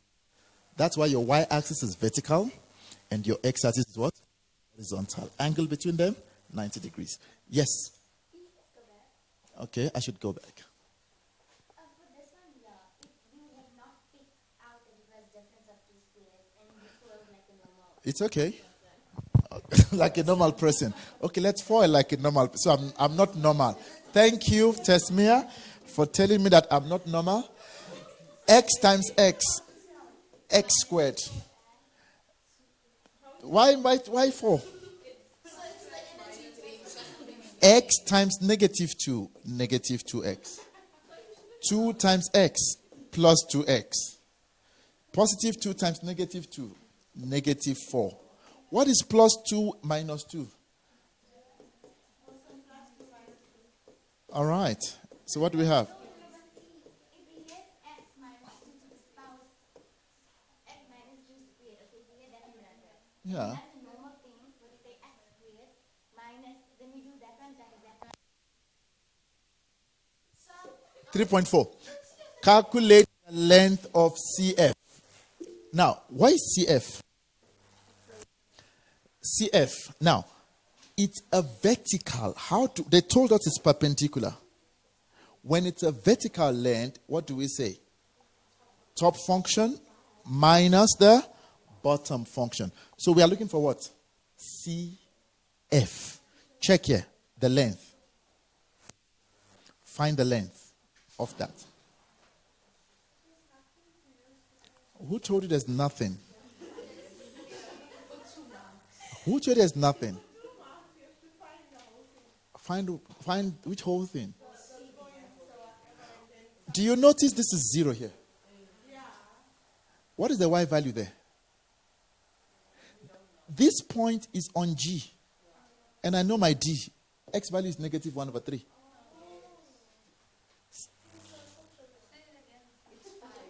Okay, so CF.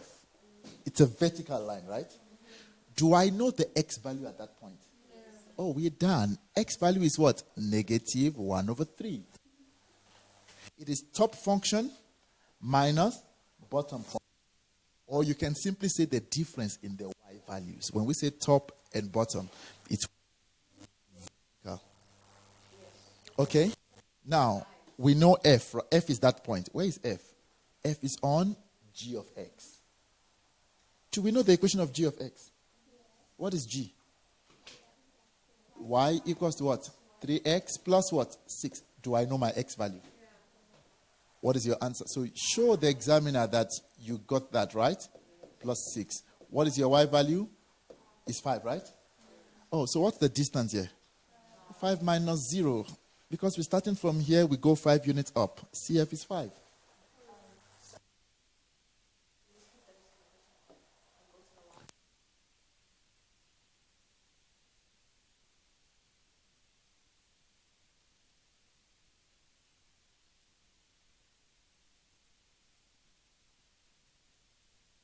So, CF, remember, it is top function if it's vertical.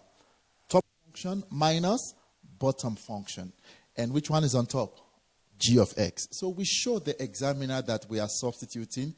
So basically G of x, G of, what is our x value there? We used what? Negative 1/3. And we got what? 5. So it's 5 units. Examiner would, please show that you substitute. You get 1 mark for substitution. So please take note. Vertical distance. Top function minus bottom. If it's horizontal, right minus left. With that. All right.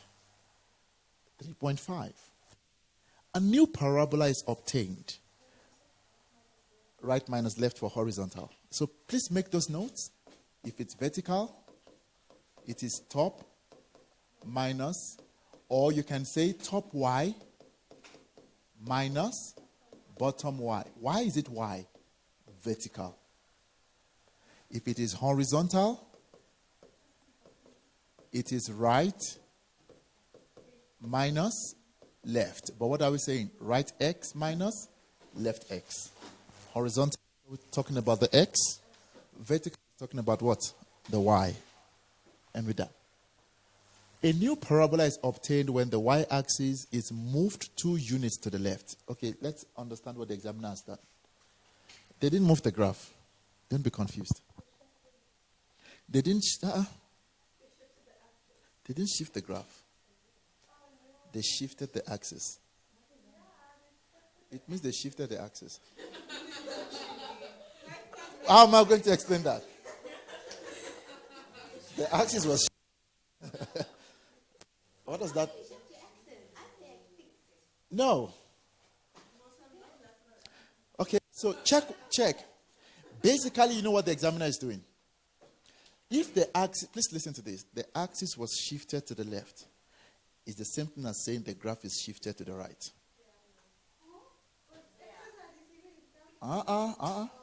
is y-axis we're talking about. The y-axis has been shifted to the left. It means the graph is moving further to the right.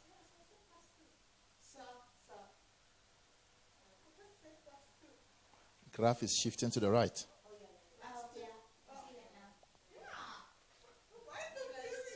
Okay, write down the coordinate of, and this is just so easy. Write down the coordinate of the what? Turning point of the parabola. Let me try to put this graph on a separate page of its own. Let's put this graph on a separate page. Okay, so this graph, what are we shifting? The axis has been shifted to which direction? To the left. Okay, guys. If we shift this axis, this to the left, it's now here. How many units? They said 2. Sorry. That line. Okay. Shifted there. Oh, this was my -2, right? Oh, so the graph it's been shifted here now, right? Okay. So, what's my new turning point?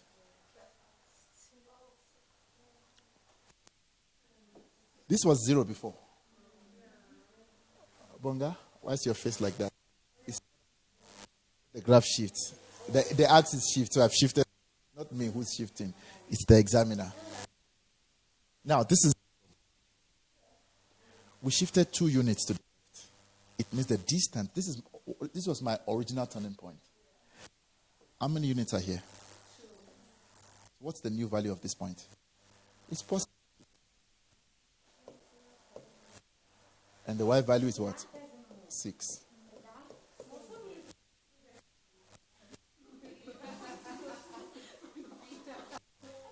That's my new axis. Does that make sense? Make sense? We're done. So the axis moved to the left by 2 units. That original point was 0. Now, this is my new 0. It's on the right-hand side. So what's the unit there? 2. Guys, that's why I said if you are confused, draw. Does that make sense? Just draw. Okay, I don't even understand what they are saying, but let me shift the axis. To shift the axis.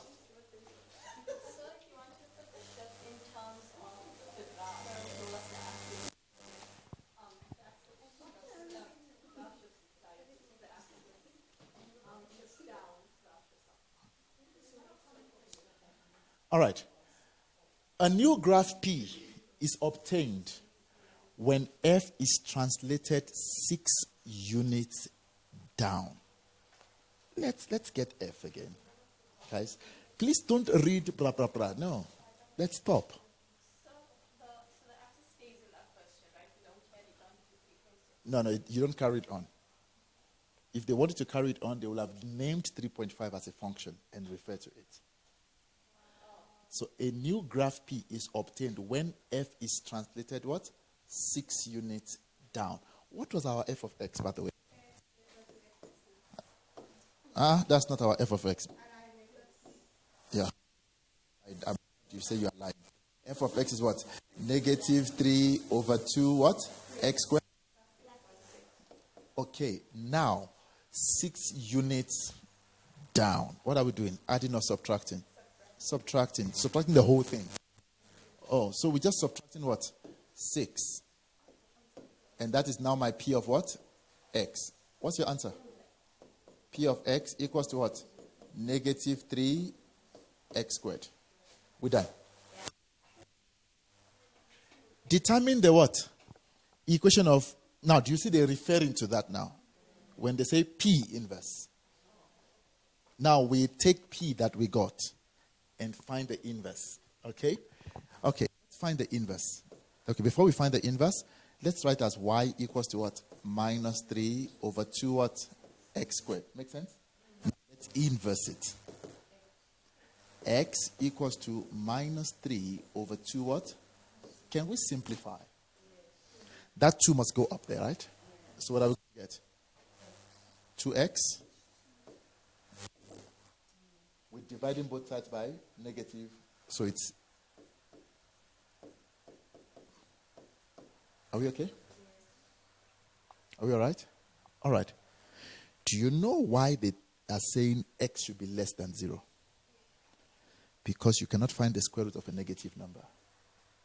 So when my x is less than 0, the negative and this negative takes care of each other and becomes what? Positive. So examiner is actually kind by giving you that restriction. If they didn't give you that restriction, you are supposed to write it. Yes. Because you can graph like this. Check this. Negative 2x. This is wrong. You must then tell us that x has to be what? Less than or for this thing to exist. Does that make sense? If you just leave it like this, somebody will substitute x as 2 there. And if you substitute x as 2, there's no answer.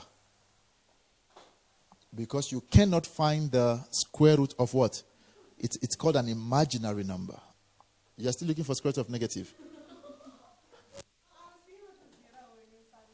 No, it's 0. Everything becomes 0. So that's why they say less than or equal to what? 0. But hold on. You are introducing a square root. If you are the one putting the square root, plus or minus is important. As long as you are the one introducing the square root, please take note. Or what? Minus. And please write that restriction there. That x cannot be less than. Sorry, x should be less than or equal to what? 0.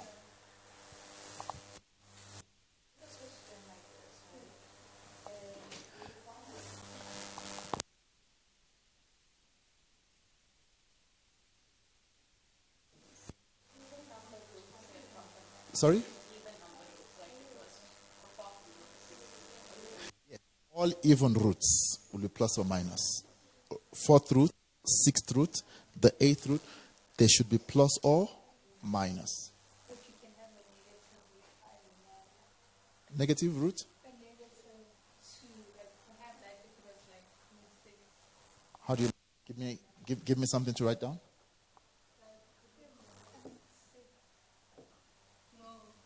The 6th root. Okay. Inside? No. The same restriction applies.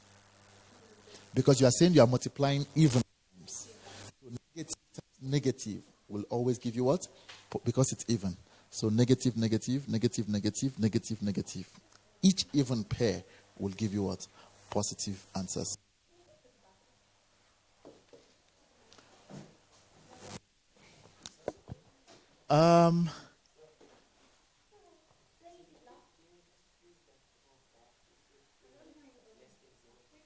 Less than? It seems okay. What's our f of x? Guys, let's draw a graph of p of x. It will actually help us to do this as well. All right? Our p of x, let's draw the graph. And I want us to walk through together. This was the original graph, right? That was f of x. What did we do? We shifted it down to form p of x. So my new graph is here. Do we agree? It has moved 6 units where? Down.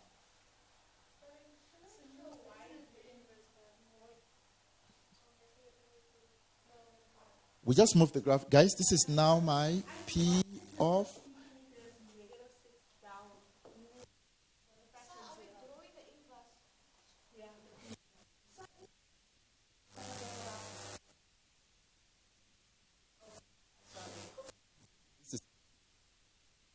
What is this? P of x. F of x was shifted. Can we? Easy. This is now what? Gone down. How many units? 6 units. That's why when we wrote the equation,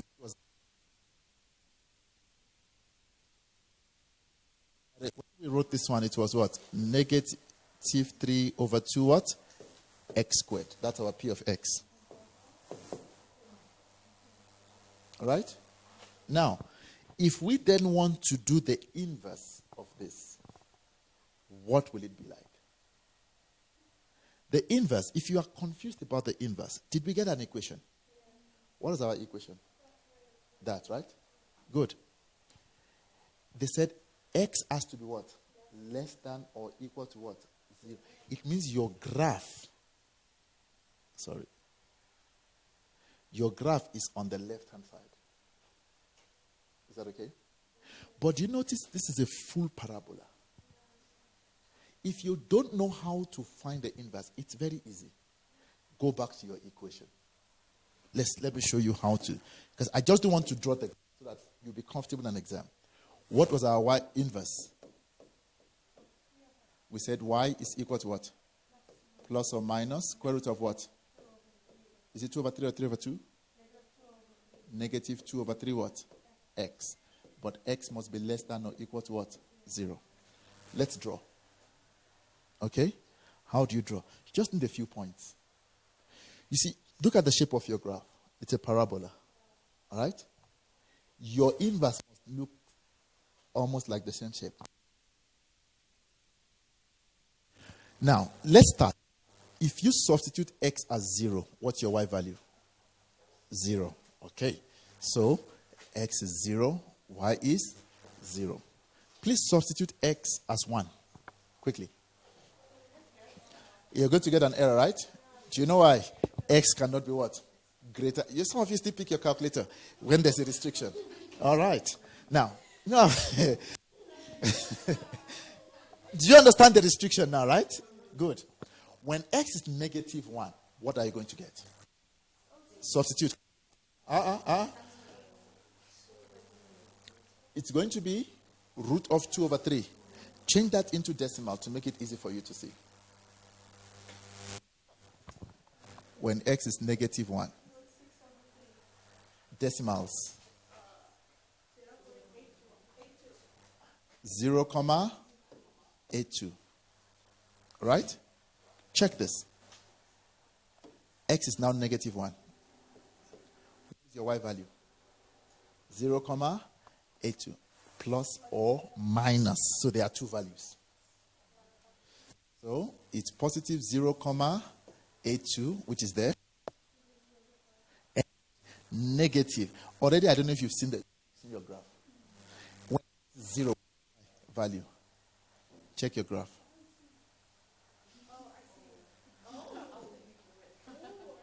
The shape is still maintained. Yes, it's a graph. But it's not a function. What is the grade 10? Grade 10. What is the test for a function? A vertical line what? Test. must touch the graph how many times? Once. Check your next question. Check it. Is P inverse a function? No. Motivate your answer. A vertical line drawn cuts the graph how many times? Twice. We're done. Question?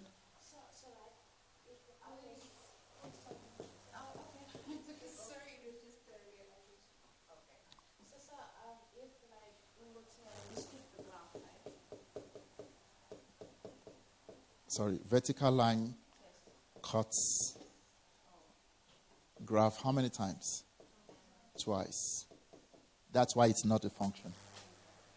Okay, so if we have to restrict the other graph to parallel, right? So that it becomes okay. So if I want to restrict this so that it becomes a function, I'll tell you that y should either be less than or equal to 0, or y should either be greater than or equal to 0. So, sir, if they were to give us that restriction in the question, So if they gave you that restriction, then you are asked to sketch the graph. And the second one, this is only when it becomes a function. Now it's a function. so then, sir, if we restricting there on that side, right? How would we present that in the equation, in the new equation? Just say y. So for me to restrict it, by writing this, I'll tell you y is greater than or equal to 0. Or y is less than. So this one tells me y is less than or equal to 0. Y is greater than. That is when it becomes a function. And because we're using the plus and minus, what would be minus and plus? You see, This is my minus, and that's my plus. So if you put a square root, put a plus or minus, that's why it tells you, that plus or minus tells you this is the plus side of your graph. Because we are saying positive y, and this is minus y. Okay, please ask your questions here. Yes, Butle? what's the difference between the first restriction relating to x and the y? My first restriction still gives me a parabolic shape.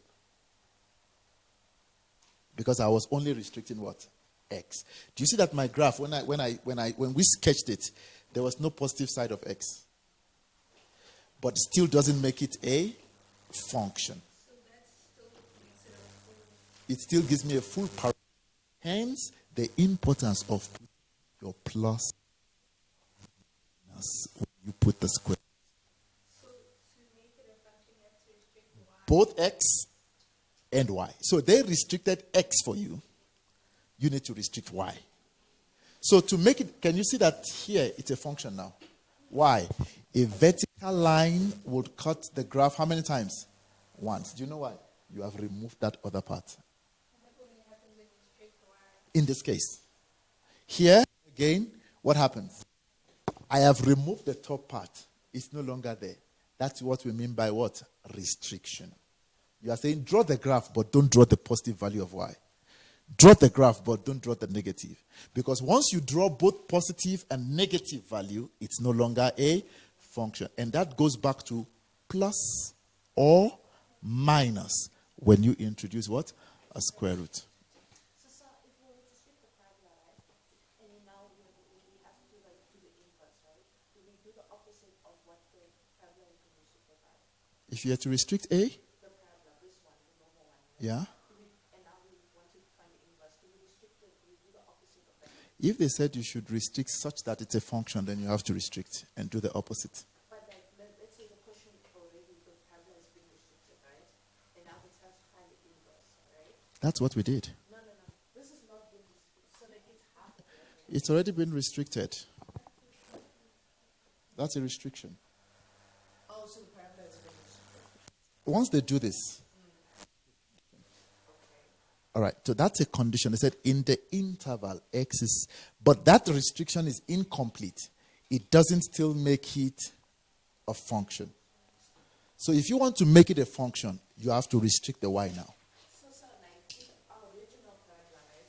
So, like, let's say we have this parabola, right? And it's being restricted. Now we have to draw the inverse of the restricted parabola. Hold on. This is not restricted. Yeah, so it's a parabola, but it's being restricted. So How? How is it restricted? I saw a question like that. Please, can you bring, when you see a question, maybe you are interpreting wrongly. And that's why I tell you, when you see a question, please bring it. Because I cannot dwell on your interpretation. I need to see the question myself and interpret correctly. So if I'm explaining, I'm maybe explaining on a wrong interpretation. Please find the question and bring it. Find it. That's the only way I can listen to your because I'll be interpreting what is wrong. Somebody is saying turn left, but it's giving me the right hand. You know how women describe the road. Turn left. Okay. We're talking to a child yesterday in one of the classes I was having, and she was trying to describe someone, and she said that person is tall, and the hand was like this, and me and Mr. Kodo said, "Child, stop. That person is tall." She said, "Yes, tall like this." I'm like, "But your hand is saying short. Tall is this way." So I need to interpret based on the question, because you might be giving me a wrong what? Interpretation. Yes?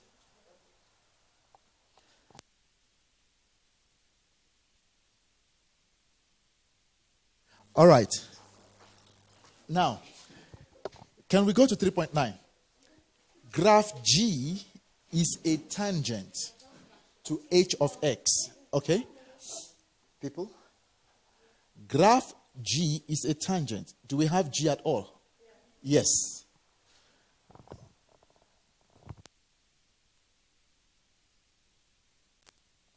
Graph G, so it's a straight line. And it makes sense that it must be a tangent, because tangents are what? Straight lines. Okay, so we know the equation of that, right? 3x plus 6 is a gradient to what? H of x. Do we have h of x along the way? No. Now, determine the value of what? K. Okay, let's check something. Let's interpret. Let me get a fresh page. Okay. So, it says what? G of x is what? A tangent to what? H of x, which is equal to what? K over x. Hold on. What is our G of x? 3x plus 6. Since they are talking about tangent and it's a function, I said something earlier on. The first derivative. That's where calculus started and died. That point. What is M? Gradient. What is my gradient? Oh. Can we quickly derive this guy? How do we derive it? We cannot derive until we say K. Is that fine with you? So, let's derive.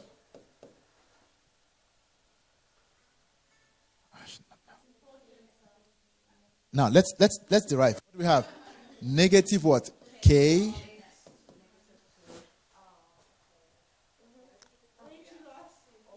We're deriving.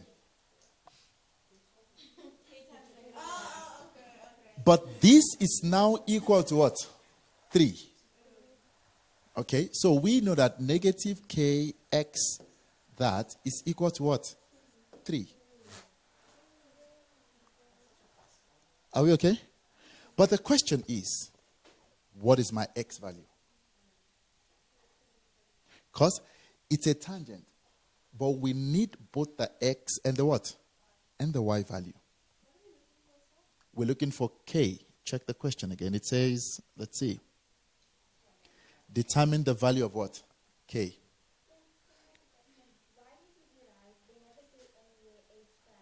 Tangent.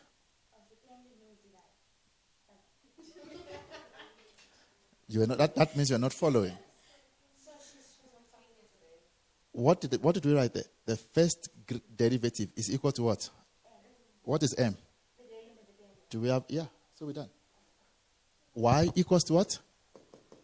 Mx plus what? C. Are we fine? So our challenge is now, how do we then walk around what? x. Tangent, you see it's 5 marks, is a point of what? Intersection. What do we do at the point of intersection? We equate the functions.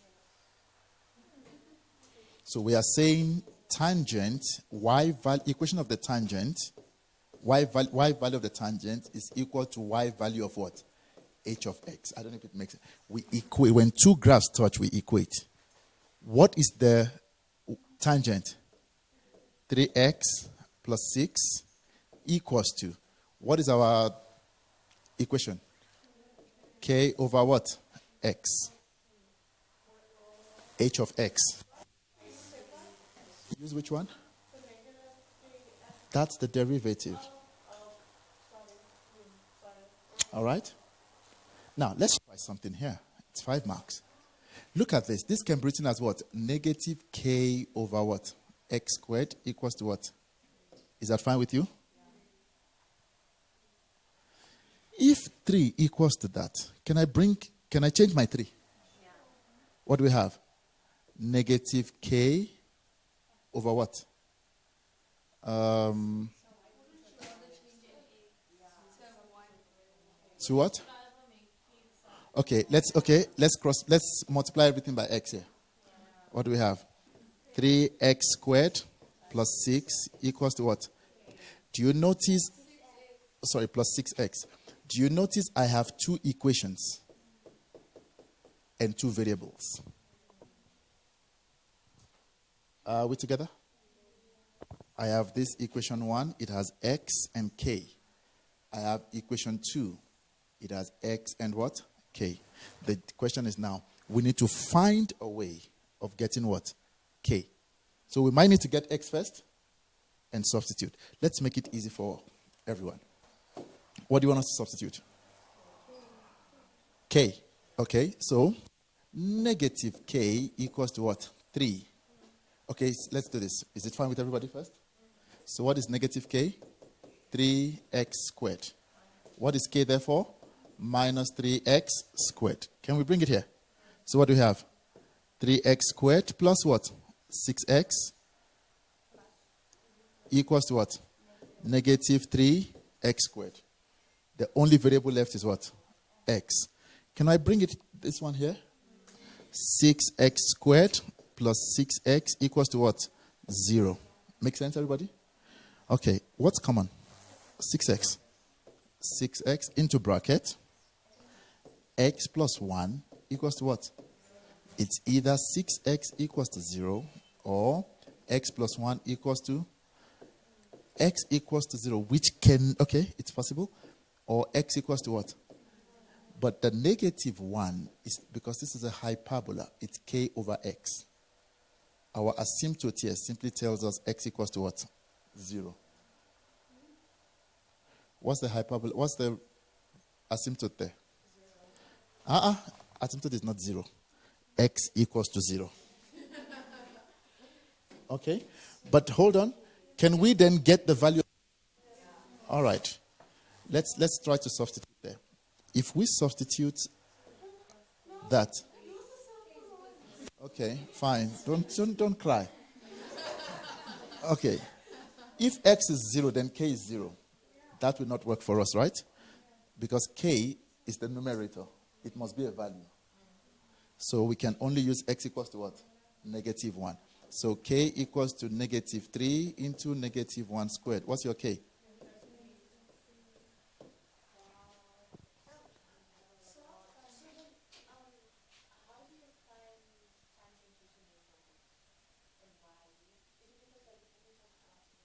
If you are using nature of roots, then you have equal roots. Your discriminant should be equal to 0.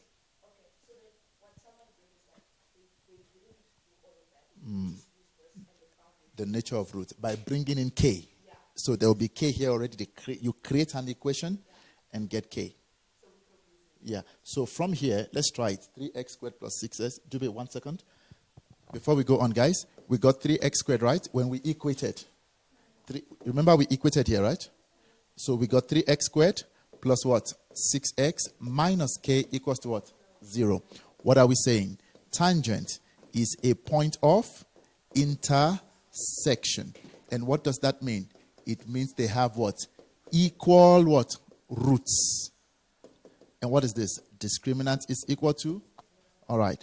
B squared minus 4AC equals to what? 0. What's our B? 6. Minus 4. What's our A? 3. What's our C? Negative K equals to what? 0. 36 plus 12K equals to what? 0. 12K equals to what? Negative 36. What is K? Negative 3. Same thing.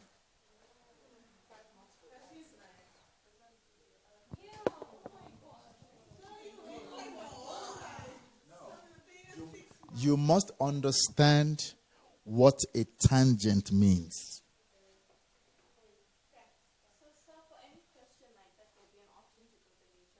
Sometimes the nature of root is very difficult to solve. You might have more than one variable. Yes, let me take your questions. Which one? The idea is, do you understand what a tangent is? That's the first thing. So you have a hyperbola with what? A tangent.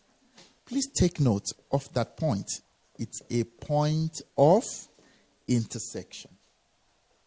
And I think I've spoken about this one two times now today. This thing.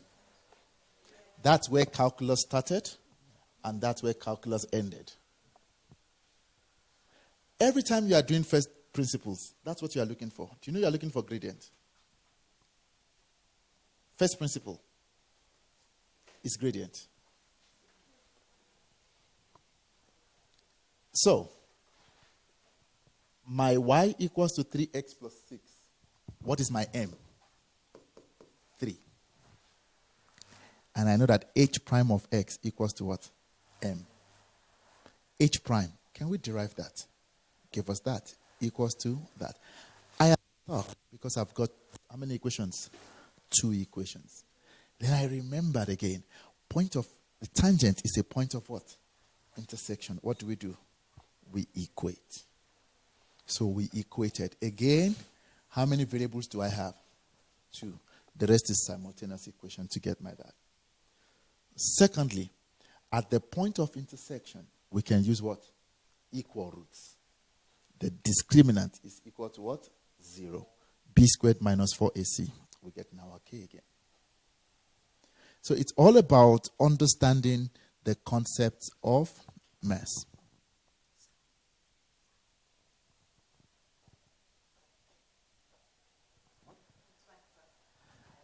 I think we did this question last week. We did this one where we were.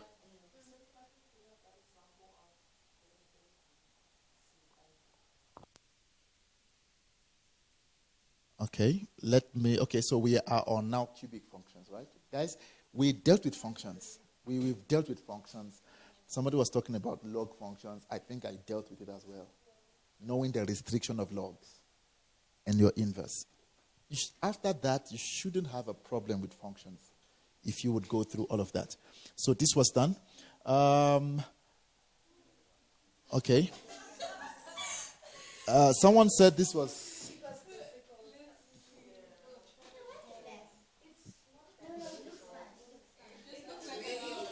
Guys, from here, I can just see that you guys just saw this question, and then all of this effort. If you can interpret all of this, this thing takes... Okay, which one is difficult here? Is it 5.1? No. 5.2? No. 5.3? No. 5.4?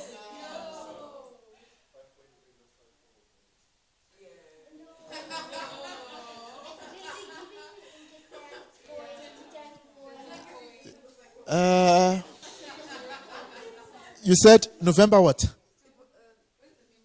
November? No, I'll do it. I'll do it now. I'll do it. Don't worry. Just want us to get that ABCD quickly. Relax. 5 point. Just don't worry. You said November what? Let's go check quickly.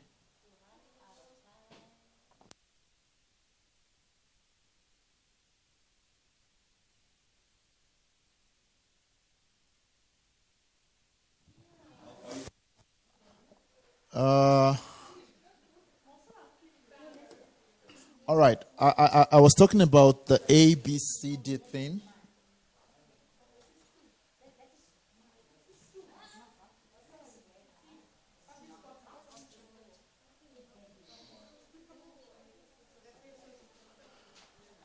All right. Okay. Kind of a good one here.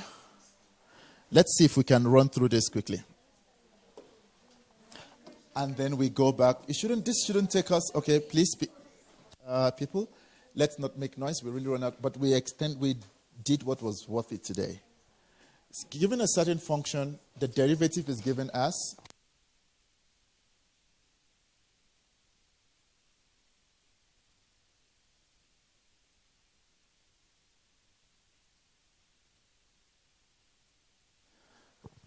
for a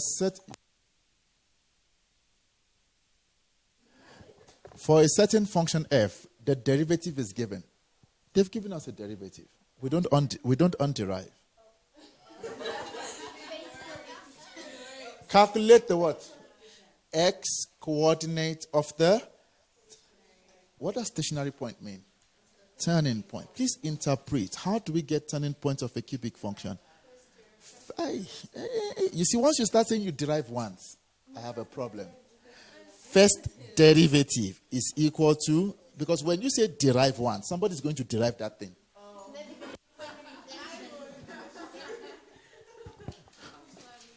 So, what do we know? Stationary point. The first derivative is. People, we already have the first derivative. That's why you mustn't rush through. Take your time and interpret. All right? Can we get the stationary point there? What do we do? Factorize. So 3x squared. All right? I'm sure you can get that one. I'm not going to waste my time. All right. For which values of x is concave down? Can we interpret this? Second derivative is less than 0. Guys, everyone in this class, you be able to do that. We derive and less than 0. We move. Determine the value of x for which f is strictly what? Increasing. Do you have an idea of what your graph looks like? I don't want to give you, there's a way to quickly do this. But check. This is a smiley face. Is it a smiley face? So if I were to draw a smiley face, check this. Right? This is always the second part of your graph. So what's the first part of the graph? That's what your cubic function looks like.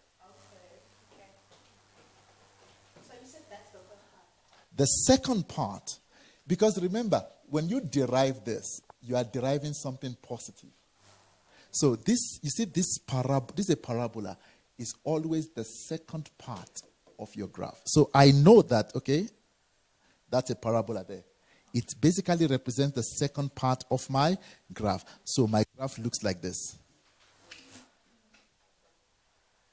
Did that make sense? Yes.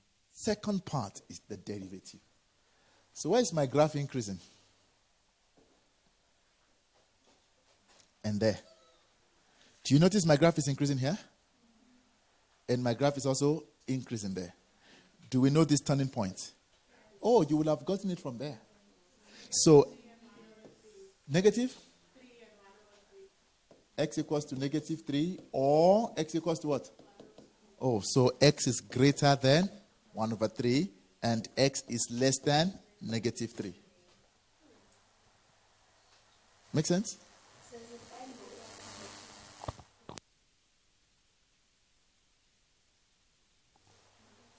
Are we okay, everybody?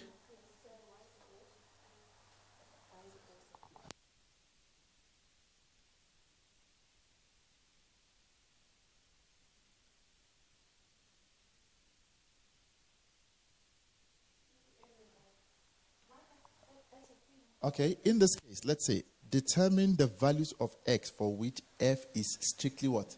Increasing. In this case, it is increasing at 2 different points.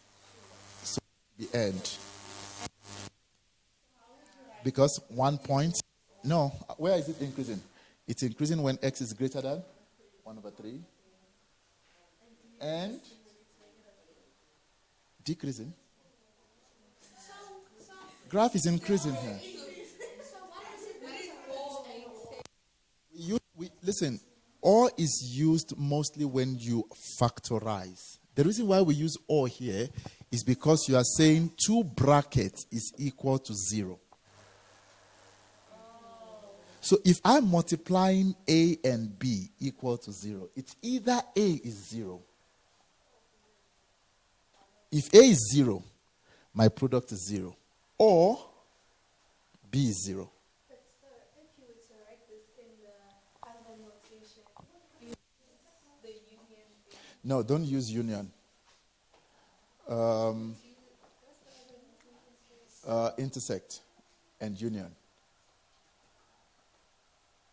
Because these answers are there's nothing common in between them. Just make your life simple. Don't use union.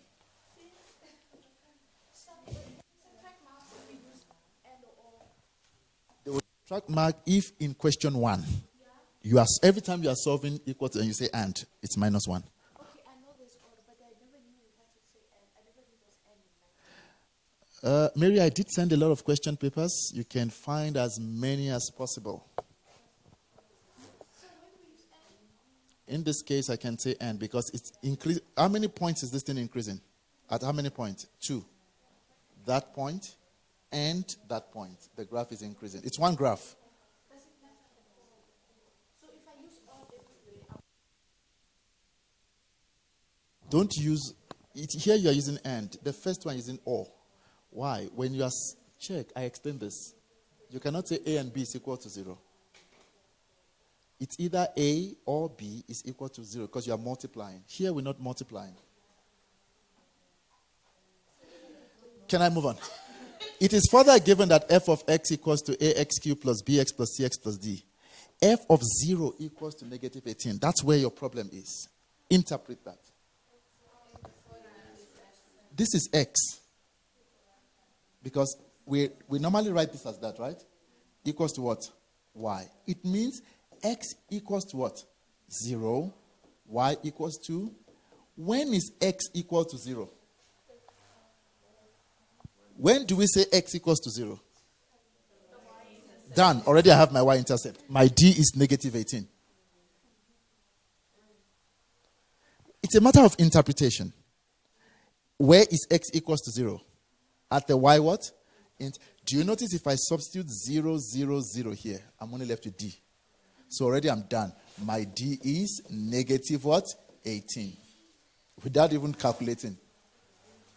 Now, how do I get A, B, C, D? It's very easy. It's very easy.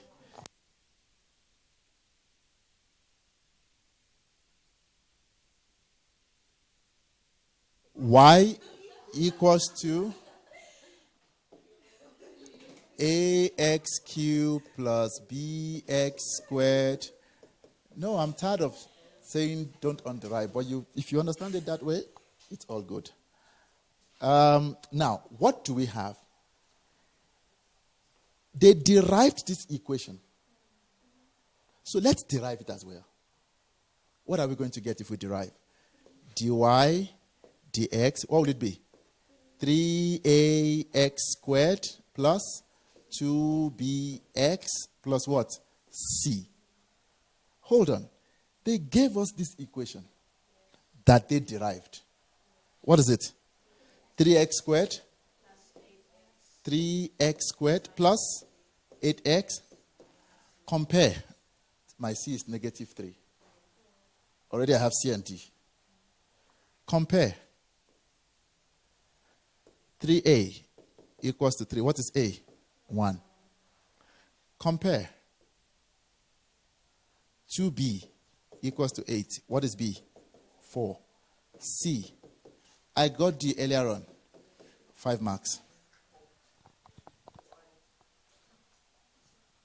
5 marks. Guys, I'm very, very, very picky about what you say. And I think I've explained why I go against what you say. What you say is what you're thinking.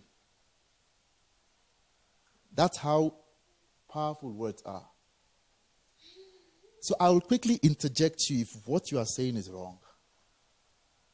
Because once you say it, you think it.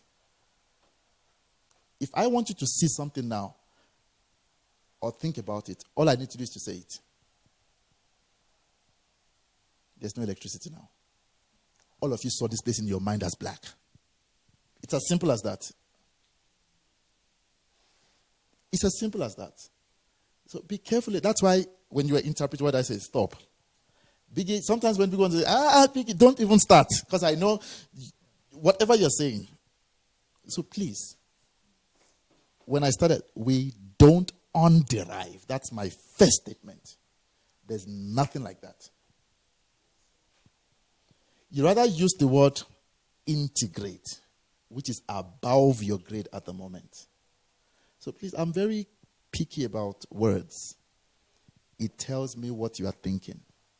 And once what you are thinking is wrong mathematically, forget about it. Check how we got the 5 marks.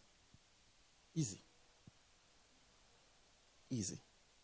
If they gave you the point of inflection, or if they gave, there was a question that they gave us the second derivative. I'm going to derive again.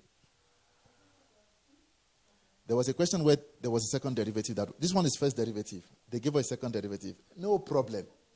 I'll rederive this one and compare. So if you derive this again, what are you going to get? 6ax plus 2b. Compare this with the equation that you are given. You are done with your a and b. Make sense?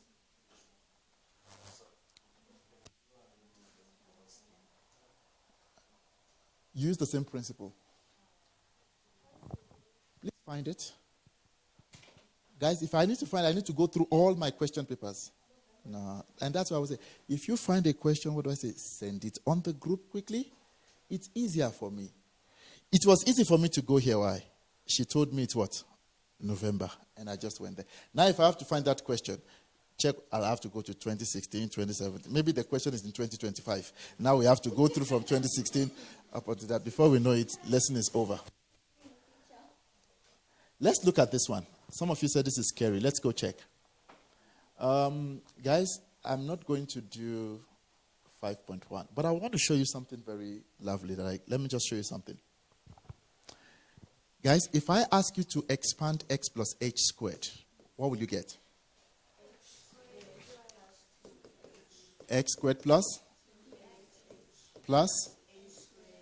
If I ask you to expand this, what would you get?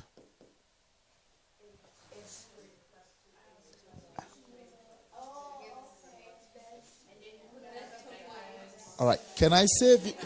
Can I quickly save you that issue of too many brackets?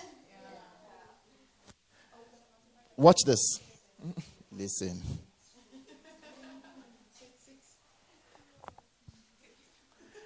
X cubed plus. Now it's a 3, right? I want you to notice something here. You see, it's a squared. The power of your x will be decreasing, and the power of your h will be increasing. What does that mean? Is there any h here? So it's h to the power what? 0. Is there an h here? H to the power of what? 1. What's your h here? H to the power of 2. Let's go to x. What's the power of x here? What's the power of x here? What's the power of x here? I don't know if you see the alternate numbers. And this 2 comes from there. If I want to expand this one, let's check. My power of x will be what? Decreasing. And because it's a 3, I have a 3. What's the next power of x? But hold on. My power of h is 0 here. What will be happening? Increasing. Plus 3x. My power of x is what? Decreasing. It's now 1. H is what? Plus. Now my x has finished. Don't put another 3. We're done. Let's do this. X plus h to the power of what? 4. X to the power of 4 plus 4x. My h is now increasing, my x is decreasing. But it's still 4. X squared, h squared. Continue. 4x, h3. The last one. We're done. It's fine. Then you multiply everything by 2. No, before that. Like in the bracket, it was 2x plus 8. 2x plus h. Yeah, but in the bracket. You won't have it.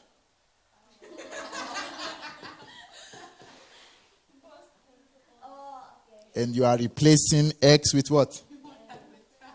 So if it's this to the power of 5, what do? It's going to be 2 into bracket x plus h and then 5. Right? Good. Without having 5 brackets, can we expand? What will it be? X to the power 5. 5 x to the power 4 h plus 5 x to the power 3 h squared plus 5 x to the power what? 2 h cubed plus 5 x to the power h 4 plus h to the power 5. We're done. Somebody was going to have 5 brackets now. X times x. Then you do the first 2. Then take the first 2 with the next 3. And then you get confused. Yeah, too many x's and too many h's. You are okay, all right. You are likely to miss something somewhere. That's the easiest way to expand that, because this one is something that you are likely to get in an exam. This one is very common to get in an exam. Yeah, the 3. And if an examiner is stubborn, they go to 4. Did it make sense though? All right. I have 3 minutes. I didn't even get to finance.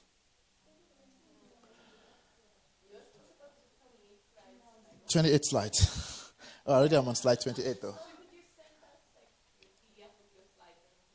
Yeah, you can try them out. Please don't take x to the top here. It's first principles. You only take x to the top if you are deriving directly. Exactly what I mean. Don't take x to the top. It's first principle. Let's do it. The way some of you are looking. G of x. G of x equals to what? 2 over x. What is g of x plus h? Keep it down. Don't take it up. You only take it up when you are deriving using the rules of derivative. Because if you take it up, what are you going to have? How are you going to expand? Please expand this for me. How do you expand this? Because when you say x to the power of h2, it means you have 2 brackets. Now, how do you have negative 1 bracket? How do you count? It's an invisible bracket now. You erase the bracket. Do you understand why we're saying don't take it up here now? So deal with it here. Let's do this because of fractions quickly. Because there's a fraction here. Now, what is my g prime of x? We write the formula. Guys, do you notice I did my own expansions outside? What is this? Limit as what? H tends to 0. What do we have? G that minus, is that fine with you? Over what? H equals to what? Limit as h tends to 0. What is this? 2 over x plus h minus 2 over x. Everything divided by what? H. We good there? Remember, that is important. But there's just only one term here, so I don't need that. This is where learners then get confused. But for everyone who has been following so far, it's a fraction. D. We're done. 2 times x, 2x, minus 2 into, because we are multiplying that, right? X plus h over, what's your denominator? This and this. X into bracket, x plus h. Can we simplify this? Limit, okay, let me come here. Remember, you need to keep writing limit, right? Limit as h tends to what? 0. What do we have? 2x minus 2x minus what? 2h over what? X squared plus. Is that fine with us? Now, quickly, divided by h. Because algebraically, when I say divided by h, what happens to it becomes 1 over. So what are we going to get? That will go, right? Limit, as h tends to 0, what do we have? Negative 2h over what? X squared plus xh times 1 over h. That goes. Now I'm done. Negative 2 over what? X squared. Limit as h tends to 0. Already. H is moving towards 0. So anything multiplied by h will also tends towards 0. We're done. How many marks there? 5. What? 5 marks? Ask. No, we're not cross multiplying. You only cross multiply when there's an equal sign. You see, that's I want us to use the. I'm only cross multiplying when there's an equal sign between two things. There, I'm not cross multiplying. I'm dividing. Diagonal, denominator.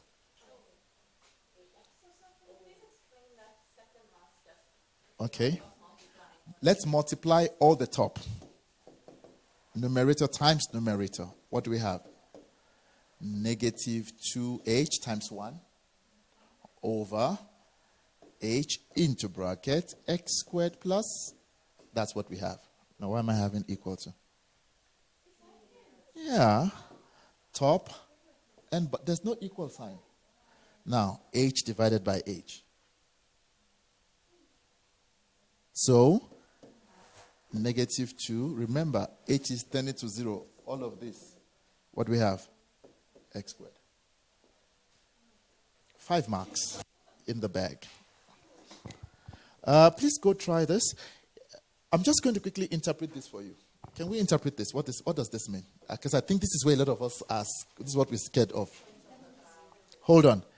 F of first one means x equals to 0, y equals to 8. When is x equals to 0?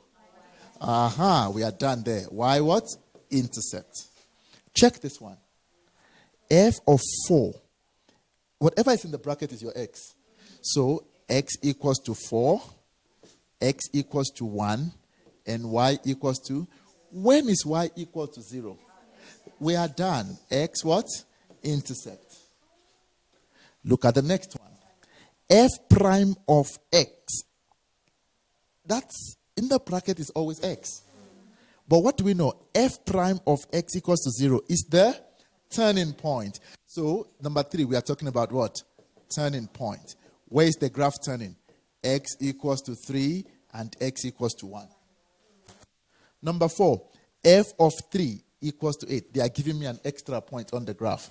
When x equals to 3, y equals to 8.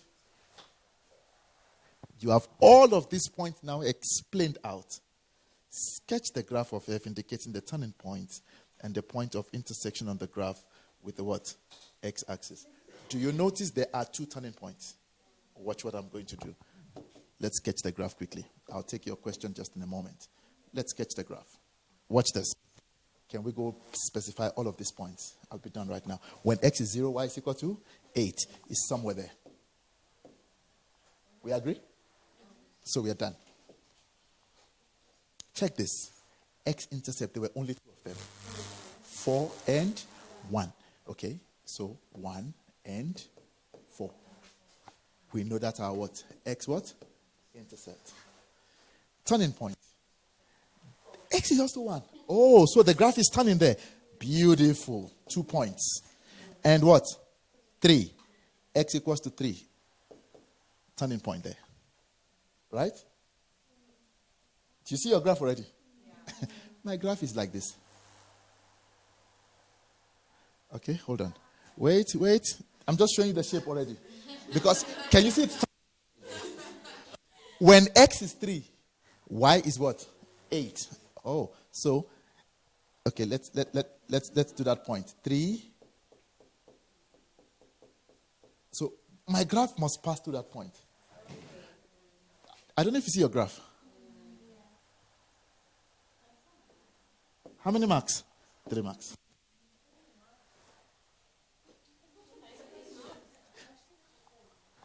So it was all about knowing that interpretation there. Show that the defining equation, guys, a into bracket x minus x1, x minus x2. I'm not doing this you go and do at home. It's the same thing like we did on the parabola. Do you know your x values? We know a point x and y, 3 and 8. Do you know your x1, x2, and x3? Please take note. Your x, this is 1, and that is also 1. And this is what? 4. For which values of this? You can just derive that and say it's less than 0. Use the equation they have there and say it's less than 0. You're done. Yeah, or you can do that algebraically and be safe. So this takes you back to inequalities. All right? Because when you derive, you're going to get a quadratic. When you derive that, you get a quadratic equation. And then you go back to question 1.1.3. You get your CVs. You look lost now.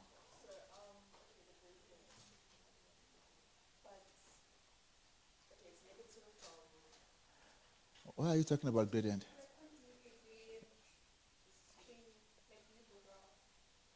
But there are 2 gradients here. There are 2 negative gradients. Okay. My advice? I think you can do that algebra so you don't get confused. Because you can use the graph, but I don't want to get confused in an exam. Just derive that, say less than 0. That's solvable algebraically. All right? For me, I can tell you that it's between your turning point. It's between, wait, hold on. Biggie, I see your hand. That's a negative gradient. That's a negative gradient. Oh, sorry. That's a negative gradient, and that's a negative gradient. Where does your negative gradient exist? Between 1 and 4. No, between 1 and... Turning points, between 1 and 3. But, hold on. It's not between 1 and 3. We're looking for x values, right? So it is this side and that side. See, that's what I'm saying, the graph sometimes. But if you understand what I just said, you're fine without the graph. And that's why it's 2 points, because they expect you to be able to read that. Where am I having negative gradient? It's on the left side here and on the... So your answer should be x greater than 3 and x less than 1. Make sense? Those are the 2 answers. Guys, I'll send this to you. And then you can... There's a lot of questions that I had in mind, especially on finance. Oh, this was the one. I didn't get that, but you can go try it. I'll send this to you. Try. You guys are not writing anything tomorrow. Oh, except for writing history. But yeah, you guys can try and walk through, and let's see how far we get.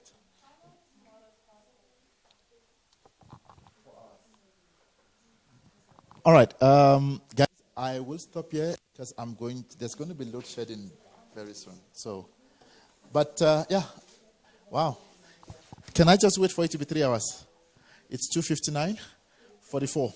Okay, so it's been a very good lesson, and we dealt with all functions.